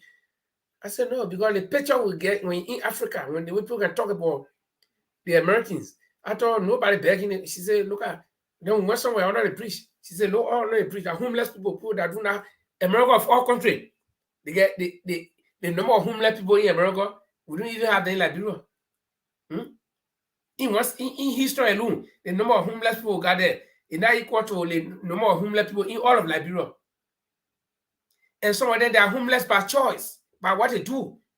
And my sister told me, she said, most of the people you see homeless, their parents got, white people and black people, say that some of their parents got this skyscraper, you see, but because they were not serious in life, they decided to draw, they do what they want to do. But the American people care for them. Not because the man, that homeless man, go kill him or you go beat him. No, the law will arrest you. Like when crazy man walking, you can beat crazy man. When somebody when somebody see one biscuit or be here and kill him without carrying to judge, to the judge or to court. America does not operate that way. They love their citizens. Then when people kill people in Liberia, when you talk, they say, oh, people can kill people in America. Yes, people can kill people in America, but it's not sanctioned. Nobody, the law does not say go and kill anybody. So if you kill anybody, you will face the full weight of the law. That's the difference between we and America or other developed countries. Norway, there was one crazy guy who, because of hatred for foreigners or for the foreign policy of this country, he on the cause of people dying. 77 people died altogether. He killed some of them, and then the rest of them, he used bomb. People died out of panic, but the number claimed to 77. The guy is sitting in jail right now. No. He's in jail. In the library, they'll say, oh, yeah, they will not find the killer. So we don't love each other. We divide our country. We promote division. How in the hell you are not God? You were born, you saw yourself in Liberia, then you call another person Congo, so he can't be president of Liberia. Or the man was out of the country for long, he had not been with you, he can't be president. Who gave you the right? Your post said when they make you minister, you start stealing, you get rich, then you think that you're better than the other poor people you use the same way. Damn stupid people, Liberians. That stupidity got us like that. Come on, football game, we can win it, but if you run stupidity contest today, we'll win all. Because we are stupid sort of people, Liberians. Normally, I don't use these words on this platform, on this particular platform. If I'm doing my private podcast, I can use it. But now on the particular platform, but I'm so hurt tonight. The fact that we look at the truth and twist it. And when it bounces back to us, then we put our hands on our heads and start crying. Another stupid thing we do. Oh, international community. What the hell? Who told you that the international community ain't get their own problem? You know how many people, how many crimes they commit in America every day that the American government got to deal with? You know how many people against America? How many countries against America that America is fighting to protect herself from them? Then you take your problem and care to America. Then when they see America try to put business in your head, you say, no, we are independent country, we are sovereign country. America tell you, say, do not steal. If you steal, if anybody steal or grab a person, let the person pay the money back or you jail the person. You say, oh, America can't tell what to do. But when something bad happening, when you're feeding the pain, you go to America. Oh, international community. See how stupid you are. So the boss sitting at the embassy, yeah, look at you, they laugh. You know, and then you think women smarter than you. Women, if you live among the white people, you know that they are some of the stupid people. They're not smart more than you, black people. Two things, women are not smarter than black people. Women, they are not beautiful like black people. Okay? And women is not even rich like black people. Look at Africa. You know what we got? But because our own stupidity, so the women capitalizes on that. The cell phone that I'm using to podcast to you now, the cobalt they use in the cell phone, few countries have it. One of the richest deposits in Congo, the tiara. But where is Congo today? Norway, where I live, what do they have? Nothing. They don't have iron ore. They don't have nothing. I went to some other place. It's about, I think, 5 hours away from here. That was long time, I think 2006 or 7. They used to have iron ore mine there. Something. And when I saw what they call iron ore, because I used to work in a hotel, and our hotel went there. Oh no, because normally every summer we can take holiday. So we went to this little town, and they said they would take us to the iron ore mine. So I was thinking that the picture of Nima or Bomb mine, man. We went to the little place, one small hill where they were digging some kind of dirty iron ore. And then I stood up for long, I was laughing. And then people asked me, why are you laughing? I said, when I heard we're coming to the iron ore mine, I thought about my country. Where you see this vast deposit of natural resources. Yeah? But we saw that small hole. Yeah? And let me tell you, if the white men had these things, they would not be coming to Africa to us. But God in his own wisdom, God knows that Africa, he put us to that place and he gave us those things. But probably what God did not give us, or maybe God gave us, but we're not making use of, is the knowledge. And then he put the white people here, suffering people. People got nothing. They live on us. The white man lives on us practically, if you don't know. The white man lives on us. That's why they're behind us. And that's why they don't want us to improve. And now that, you know, so I hate to make that kind of fake accusation that the women doesn't want us to improve. If the women didn't want us to improve, the book that women learn, that women develop, and they learn to do this thing, do not let us know it. But the women open up to us. We can learn the same book. We can become engineers. But why are we not putting it to use? So it is us. It's not the women, but because the women see our weaknesses, that we want to put our own knowledge to use so that we can make use of the natural resources that God gave us, so they come and take advantage of that. Let me tell you, if the women have all these things we got in Africa, the cobalt, the iron ore, the bauxite, the diamonds, the gold, all the other minerals, my friend, you see women coming to Africa, maybe you're kind of to make fun, to see how black people look. And if we didn't have those things, okay, that no women had it. Let me tell you, we'll still be, some of us will not have anything called city or country. We'll be living in bushes. Number one, the white people, we are damn afraid. The black people, we are damn afraid. We do not explore. Illegal women, there will be no airplane today. A black man, illegal black man one, there will be no airplane. There will be no ship. There will be nobody will go to space. Because we're afraid. We can't take risk. Imagine to face something called airplane, where people sit down in a girl and go way up in the air. Black man say no. But where people they can take risk, where people can explore. One man just sit down, take small piece of stone and throw in the water, it will go on up. But one man just sit down and they idea that they can make a gigantic thing. Whole country can go inside. They call shape. And you can put it all in water. You can go on up. Black men will not do that. Black men is scary. God gave us all the natural resources. We got it in abundance. I always use Norway as an example. The country, nothing can grow here. Everything we eat, it come up. We try to grow potato. They grow potato somewhere in the summer. And you can't grow in the winter, only in the summer. So tell me, if the Africa, you think we'll survive? We get land. We get our climate is so good, especially Liberia, to the point where you can plant throughout the year. You can plant crops throughout the year. But say we are hungry people. Norway, we don't plant anything. The potato they plant, I don't eat potato.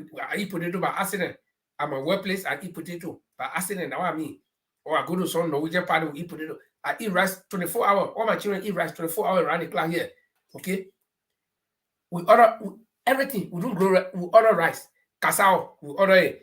Planting, we order it. It comes from other countries. Banana. To the point where in Liberia, your banana will get full. It stay in the tree and be getting ripe before you call it. When you peeling it, it's soft. When you eating it, so the banana here, because it comes from South America, they can leave it green and call it. When you peeling it, you tell you try it.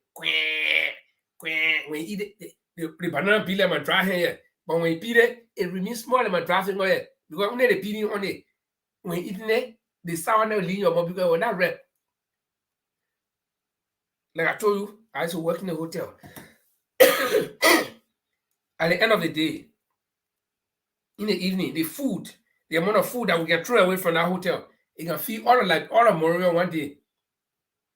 One hotel, the food thrown away. It's all because of management. What if they people were Africa or African people were living here? All of them will be dead because of laziness. We can't use our head. We are divisive. We don't support each other. I come from a go Liberia, they say that man, not here with all. That man, he been out of the play for a long time, so I'm not Liberian. What I care, good idea, no. Coming one night here, we know him. He can be president. Whether coming can bring investors, that your life will change. Your child that is in university now. In fact, before when you graduate from high school, before you enter university, you get free college. You got to pay. Everything there, computer, everything. Liberia, look at, you're talking to somebody like Liberia, my unit finished. Or you're talking to somebody on the internet blinking, it blinking like this, it go or it come in this third world country, I work at one junior high school here. The blackboard is in the wall. It's not a blackboard, it's a computer screen that you can write on with your finger. You need no chalk, you need no duster, nothing. Now, seeing blackboard, if you don't want to write, whatever you want to read or whatever, you go on the internet, you put it there, the students see it. Every student, I mean from 8th grade to 10th grade, every student got computer. Every student got laptop. Every student that the school assigned to them. To the point where most of the children they go home, they don't even get a laptop, they just leave it on the table and go. Because what? They got computer at home. They got 2-3 computers at home. So why they need? But Liberia, I got friends who I got one of my friends who been asking me for computer. I even want to send a computer. I got a lot of computers that I bought out here. I want to send. At least to give it to him. He want to make living out of that computer because he's computer literate. Can you imagine? In this age that we're living in, the whole University of Liberia, the students didn't get computer. The children, my children in the kindergarten, they get laboratory at the kindergarten. You not believe it. Laboratory at the kindergarten. Kindergarten, they get laboratory there where they start to show the chemicals. They start to show how to use microscope. Kindergarten, I'm like, these people are crazy here. I'm like, these people are crazy here. They get laboratory in the kindergarten. I say elementary school, kindergarten. So by the time he get to elementary school, they already know that there is something called microscope that they get in the chemicals. They get on the chart. So the children that we deal with in the junior high school where I work, when they come, they already know the periodic table. They know the elements only, the different elements. Go to University of Liberia, open the periodic table in front of one student. They will start to think. The first time they will see it, they will start to learn it for the first time. So people who get a kind of idea, when they go to Liberia, they say, we know him, he know. Okay? But you prefer taking somebody who you know, who have been corrupting you all the time, who have been eating your money, who have been keeping you down to where you are at that level, who have been making his children rich. And most of the people you get, your people, where are the children? They are abroad. But you set yourself there, you say, because you know, like I said, stupidity contest, anywhere around the world, we will be number one. We will win it flat down. Come on, South Africa, that can't kick our own football, we can't be there. South Africa, they will play. I remember when they don't start game, one guy, they walk into the guy ring bell. He and go one on one, he ring bell, he makes a whole ball. People like that, they beat up. But it say you can't be stupid. Hey man, we'll win all the contests. How in the world that other people are sending their people out to go acquire knowledge and can apply in our country? But when your people go out and acquire knowledge, they can't. You say they come out people, or you don't know that they are not being in the country. So you prefer to remain at that stage. Then you complain. Can you imagine? And the same people who you say you know, who know you, because they know you, they know how your mentality is, they will treat you that way. They will bring beggar to you. They will say that I say now he can't go anywhere. But people campaigning, people coming to him to play. Oh yeah, that you will win. Okay, we know coming can go anywhere. Coming have been going all the marketplaces. I mean, they say nobody. We want him. We know him. But that Joe Baka will know because he has been working government for 42 years. Okay, everything he ever earned from government, or any money he ever got from government. Okay, yeah, that the mayor know. And the people who going to work with him, they know it already. All over board are in Ellen government as deputy ministers and some directors and assistant ministers and things. They know the loophole, they know where to get the money from. So they push into it might tell me the whole United Party get no qualified man. And bro, they got UP America. Yeah, they didn't get no qualified person there that can run, that can be Senate bearer. But no one on the ground, they know the loophole. They were in the government before. They know how to maneuver. They know how to sign one paper 3 times to get money. So they push in the old man because they know that what the Liberian people know that the man will know, that the man will want. So all of them will go behind the old man and say, oh, yeah, myself, I can't lie to you if I'm in Liberia and I can't see how I'll push over. So they put me to one place, then we all draw the money. Then government is a big house, but it belongs to everybody in the country, but everybody cannot go in that big house. So the people who you're sending now, they will go there and get rich while you're still sitting down. Yeah, oh yeah. Yeah, with the old man will know. Come in, who know come in. I mean, just come in. That's stranger. Any contact that come in have to help you because you're saying stranger, you would have benefit from it. I'll give you an example. Let me tell you. Take Joe Walker and carry him to one big company.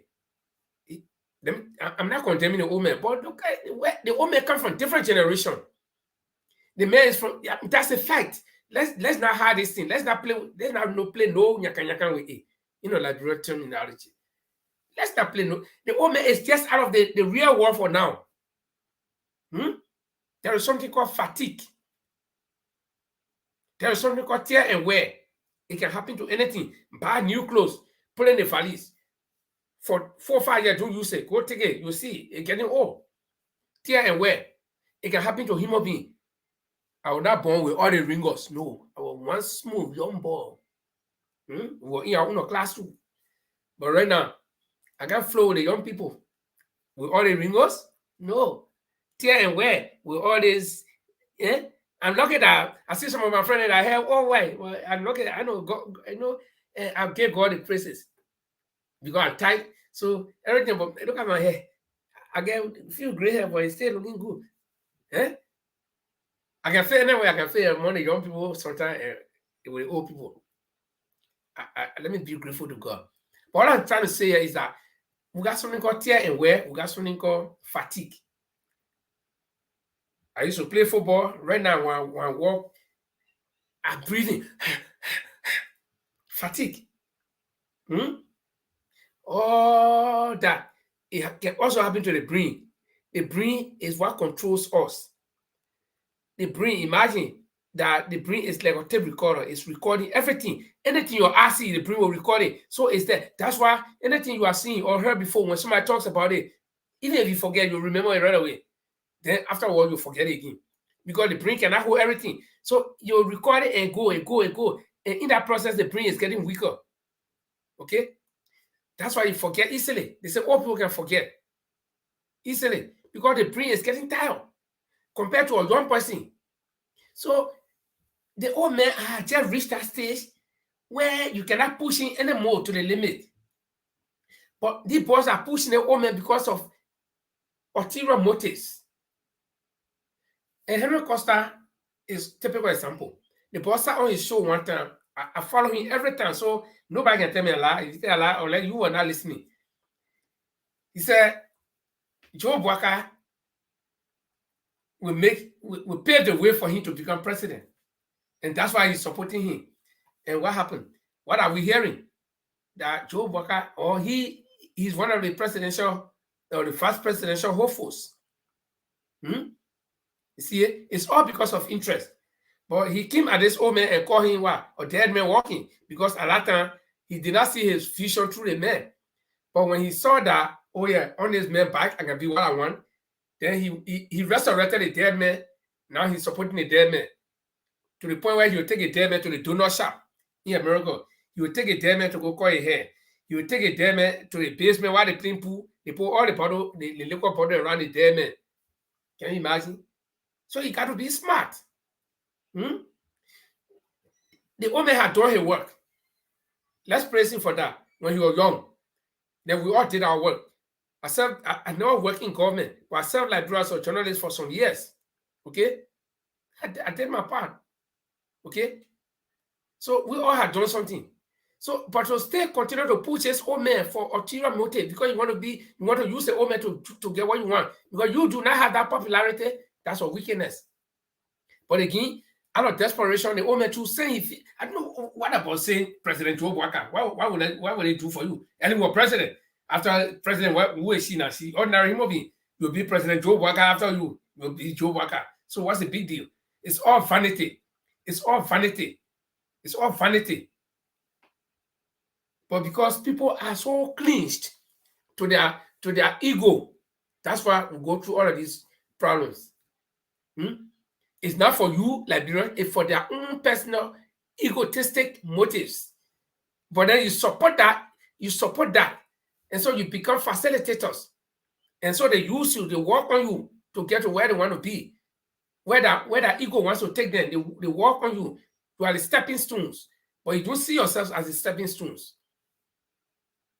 But ask yourself, you'll get one where you're crying under down. You'll get one. And you're making the same mistake, but nobody thinking. Go take or retire man, old man. I'm not saying retired, I'm saying retired man. The man has retired. I'm not saying retarded. There are two different words. So don't get me wrong.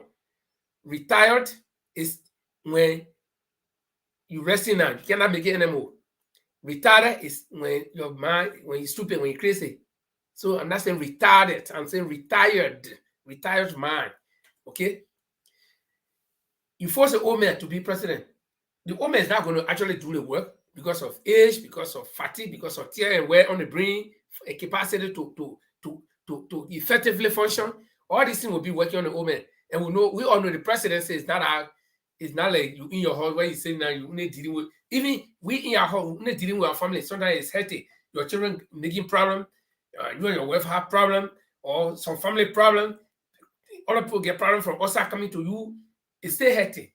Just as a little family. Because the family, according to civics, family is the unit of the society, the first unit of the society, the most essential one. Okay, so if you see how tough it is in a family sometimes, when you think about a country of Liberia, everybody with different mentality, criminals, good people, violent people, peaceful people, all kinds of people. You think it's easy to run a country like Liberia? And then you got one people who have been working all his life, a man tired now, they bring tired, he need to rest. You see, the white people, you think why white people can retire people? Because they know you're working in a cool company, they retire you at a certain point because they know the way you used to function. No, let me tell you.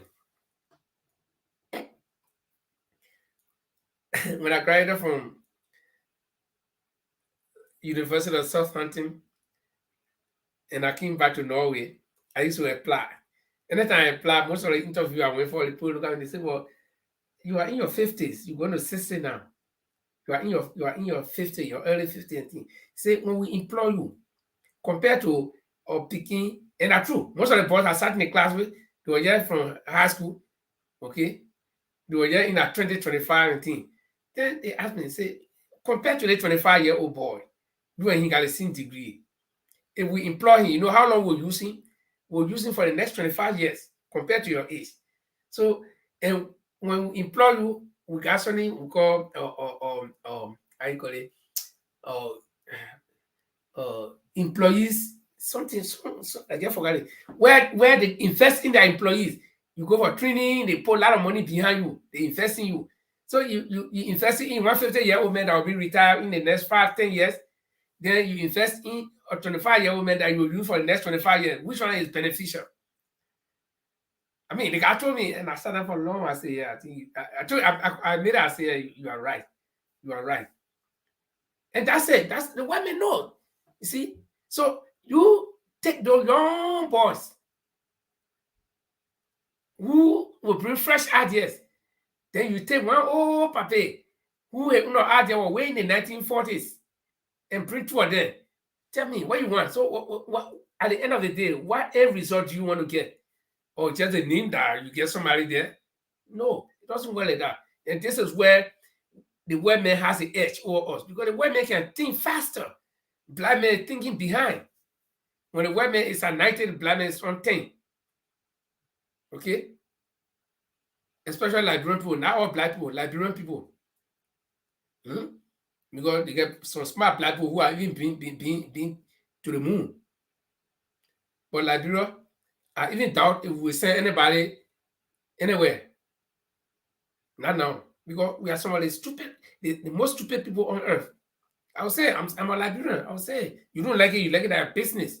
Because the way your action tells who you are. That you will hate your own people. Other countries, even as great as America is, some people leave America to go to other countries to acquire some knowledge. So they can go and apply it there. And that's what made America great, because they are open to everybody. You from Liberia, once you get some knowledge that you can apply in America to develop the economy, fine. Do not say, "Mama, from Liberia, you did that." But Liberia, oh, you are in America or you're in Europe all the time, you're not here. So all the good ideas that man bringing, you want it, but because you are not with you, and the people live with. Then another stupid argument I heard. Oh, Mr. Kwame, I don't know why this particular election is so interesting. They sell a bar so high. The bar is so high for Mr. Cummings. For other people, they lower the bar. But for Mr. Cummings did not open radio station to be propounding his campaign messages or his messages long time ago. How many radio stations Joe Waga get? Joe Waga even get a good setting telephone. He using some kind of porting phone. Because you can't understand the Android or the iPhone. You will not understand it. Or if you get one that is Chinese one there. Okay? I own my over tonight. I own my over tonight. I will be on him for some time. Okay? So they say coming to that radio station. So nobody know his message not going up. But they see man, then at the same time they say you can't be vice president to Joe Waga. So you want Joe Waga to win the election? You want to bring somebody who people know him to come be his vice president? And you know the vice presidential pick is very essential to the perception of the voters, or how he will influence the voters. So the man, nobody know him. He been radio station for long, so nobody know a message. Okay, fine. But show me how many radio stations Joe Waga get. How many television stations he got? Mr. Cummings is always on all radio stations and television. Mr. Cummings, this platform supports Mr. Cummings, and we are propounding his message. Oh, so because he been radio station, so nobody know him. But then how many, all the people that are queuing up behind Joe Waga, how many radio stations Joe Waga get? Like I said, they even get good telephone if you check it. You use something like Nokia button phone. But still, they are coming to the radio station before people can know him.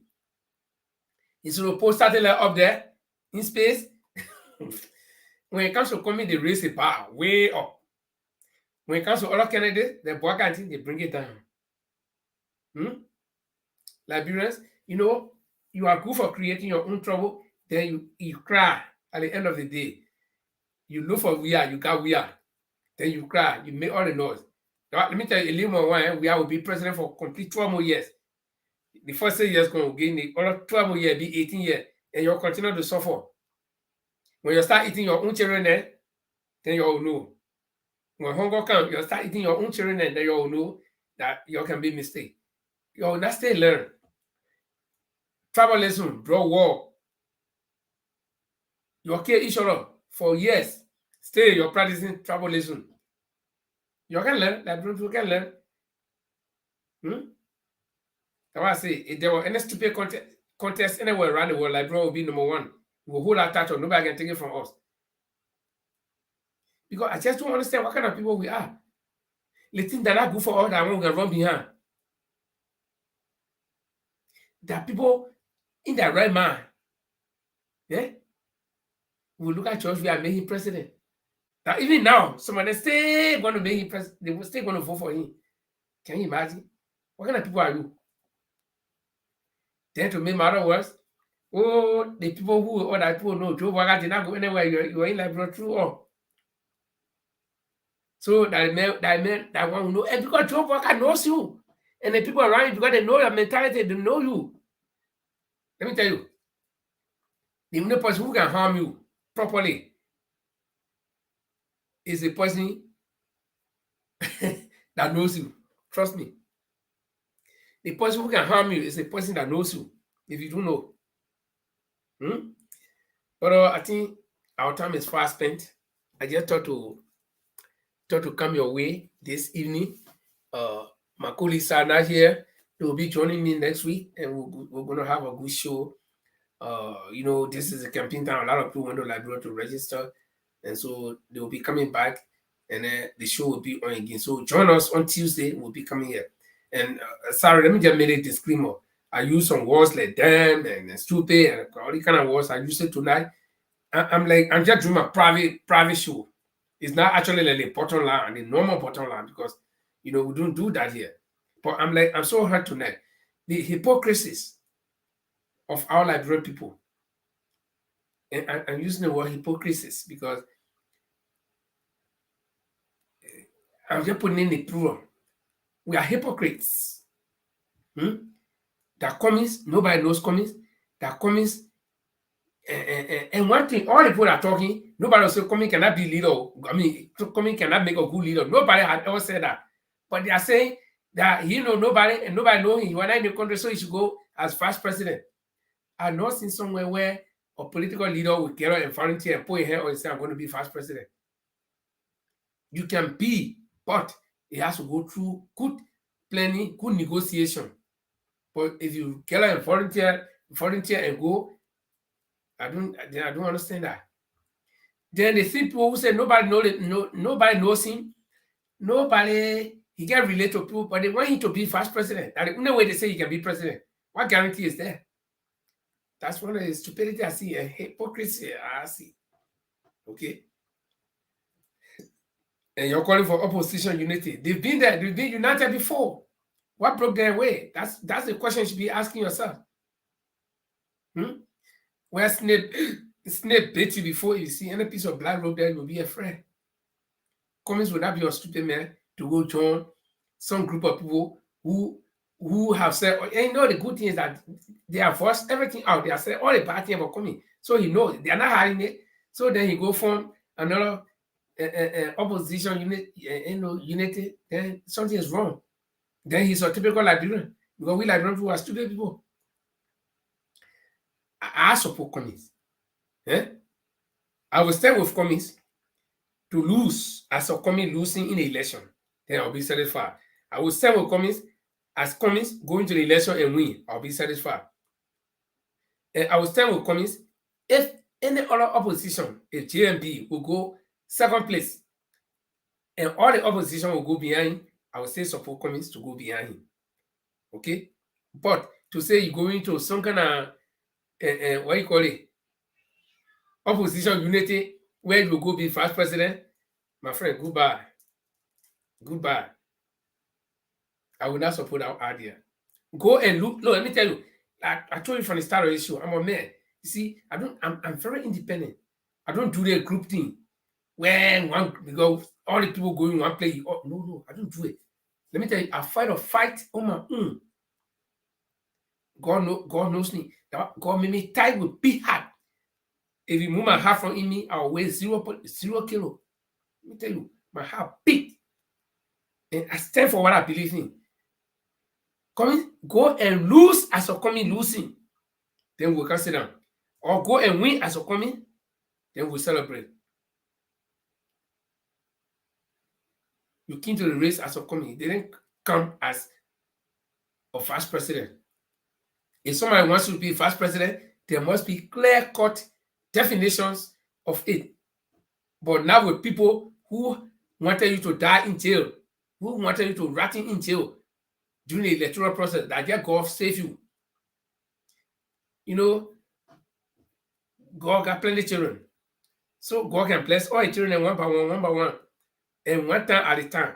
So if God bless you, then you say, oh, God bless you, I'll go through the same thing again. So God can bless me the second time, he might not be in your way.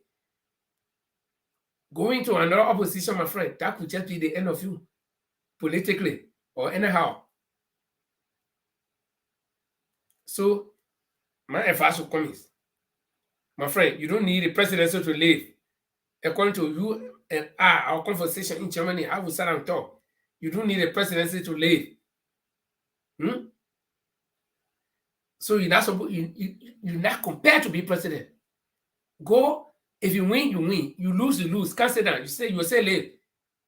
If you don't get money, you'll go beg. Nothing's for. But don't test God. God cannot bless one person 2 times at the same, back to back. Because God get all people to bless. God save you from out of trouble. If you go look for another one, Mr. Cummings, he said you went for opposition, God might not be your way. There is no unity. Okay, yeah, go back. Okay? So, my advice, I will not support anything, the opposition unity to form one ticket, Joe Waga the president coming that far. Okay, let's wait this way. Send your feet. I'm not coming Waga ticket and we. Then let come be the president, let Joe Waga be the vice president. No go. That's the same thing. Because nothing sport. Because the equation is balanced. 1 plus 1 is 2. Okay? 2 plus 2 is 4. So one, okay, no, let me make it. 1 plus 1 is 2. 1 plus 2 is 3.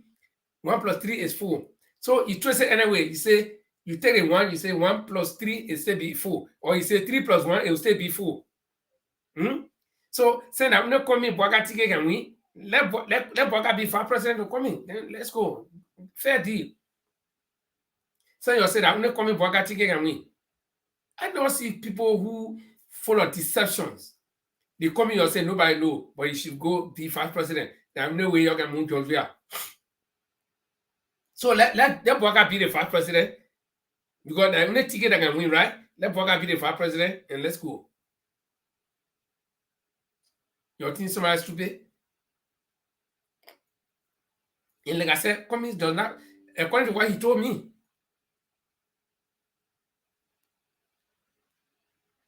According to what he told me, he doesn't need the presidency to live. No. He wants to use the presidency to change the lives of the people, to change the ugly things about the country. That's it. He doesn't need a presidency to live because presidency is not a career. And anybody who will depend on the presidency to live, you might not even live because how guarantee are you that you'll be president? So you will die before time. Okay? He wouldn't want to get to the presidency because you can only make change when you are. And some people say, oh, what didn't come there for us? I don't know how many houses Joe Baga pay for other people. How many times Joe Baga were in your home doing things for you? All the other presidential candidates, how many times? I can't recall. I'm from Liberia. I can't recall any of them coming to my house from Samuel Kedio to now because my eye open on Samuel. No, on Toward. Toward did not go to my house to go build house to my town to build house for people. He didn't do anything in my house. So why when it comes to Cummings, then Cummings was supposed to be everywhere in every household to do something for you. But Toward did not do it. Joe did not do it. Joe, what they did it within the country, which is their duty. Okay? And all the other private citizens who want to be president are not seeing any of them to my house to kind of say, I come in pressure her, I come in buy food for you. No. No. But your one Cummings was supposed to be in every household prior to his declaration to be president. Prior to his declaration of intent to be president, he was supposed to be in every household providing for you. But Joe Waga did not do it. Joe Waga been in government for 40-something years. How many homes he went to? What all he did for? Who all he built houses for? But when it comes to Cummings, that Cummings was supposed to do it. Cummings was in Kogla. He employed all Liberians because Kogla that is father house, that father farm. So if you know anything, they should take you and carry to Kogla.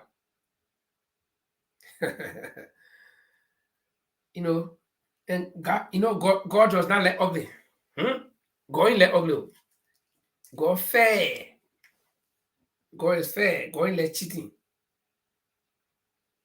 And you'll be surprised. When Cummings win the election, some people will put their hand on their head. Some people die, seriously. Because they will not just believe it. How did this man win the election? Or Cummings go into a second round, say, people will say, well, how did it happen? Yeah? You'll be surprised. No, God will change the minds of people at the ballot box. I'm telling you, God can do greater things. Because you people have raised the bar for this man so high that it's coming that sort of build radio station that no way he can relate to the people. He built radio station so nobody knows him.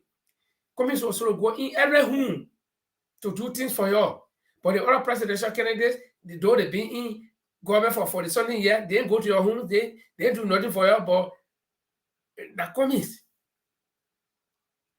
I mean, how can we be so deceptive? How can we be so hypocritical? How can we be so bad like this as a people?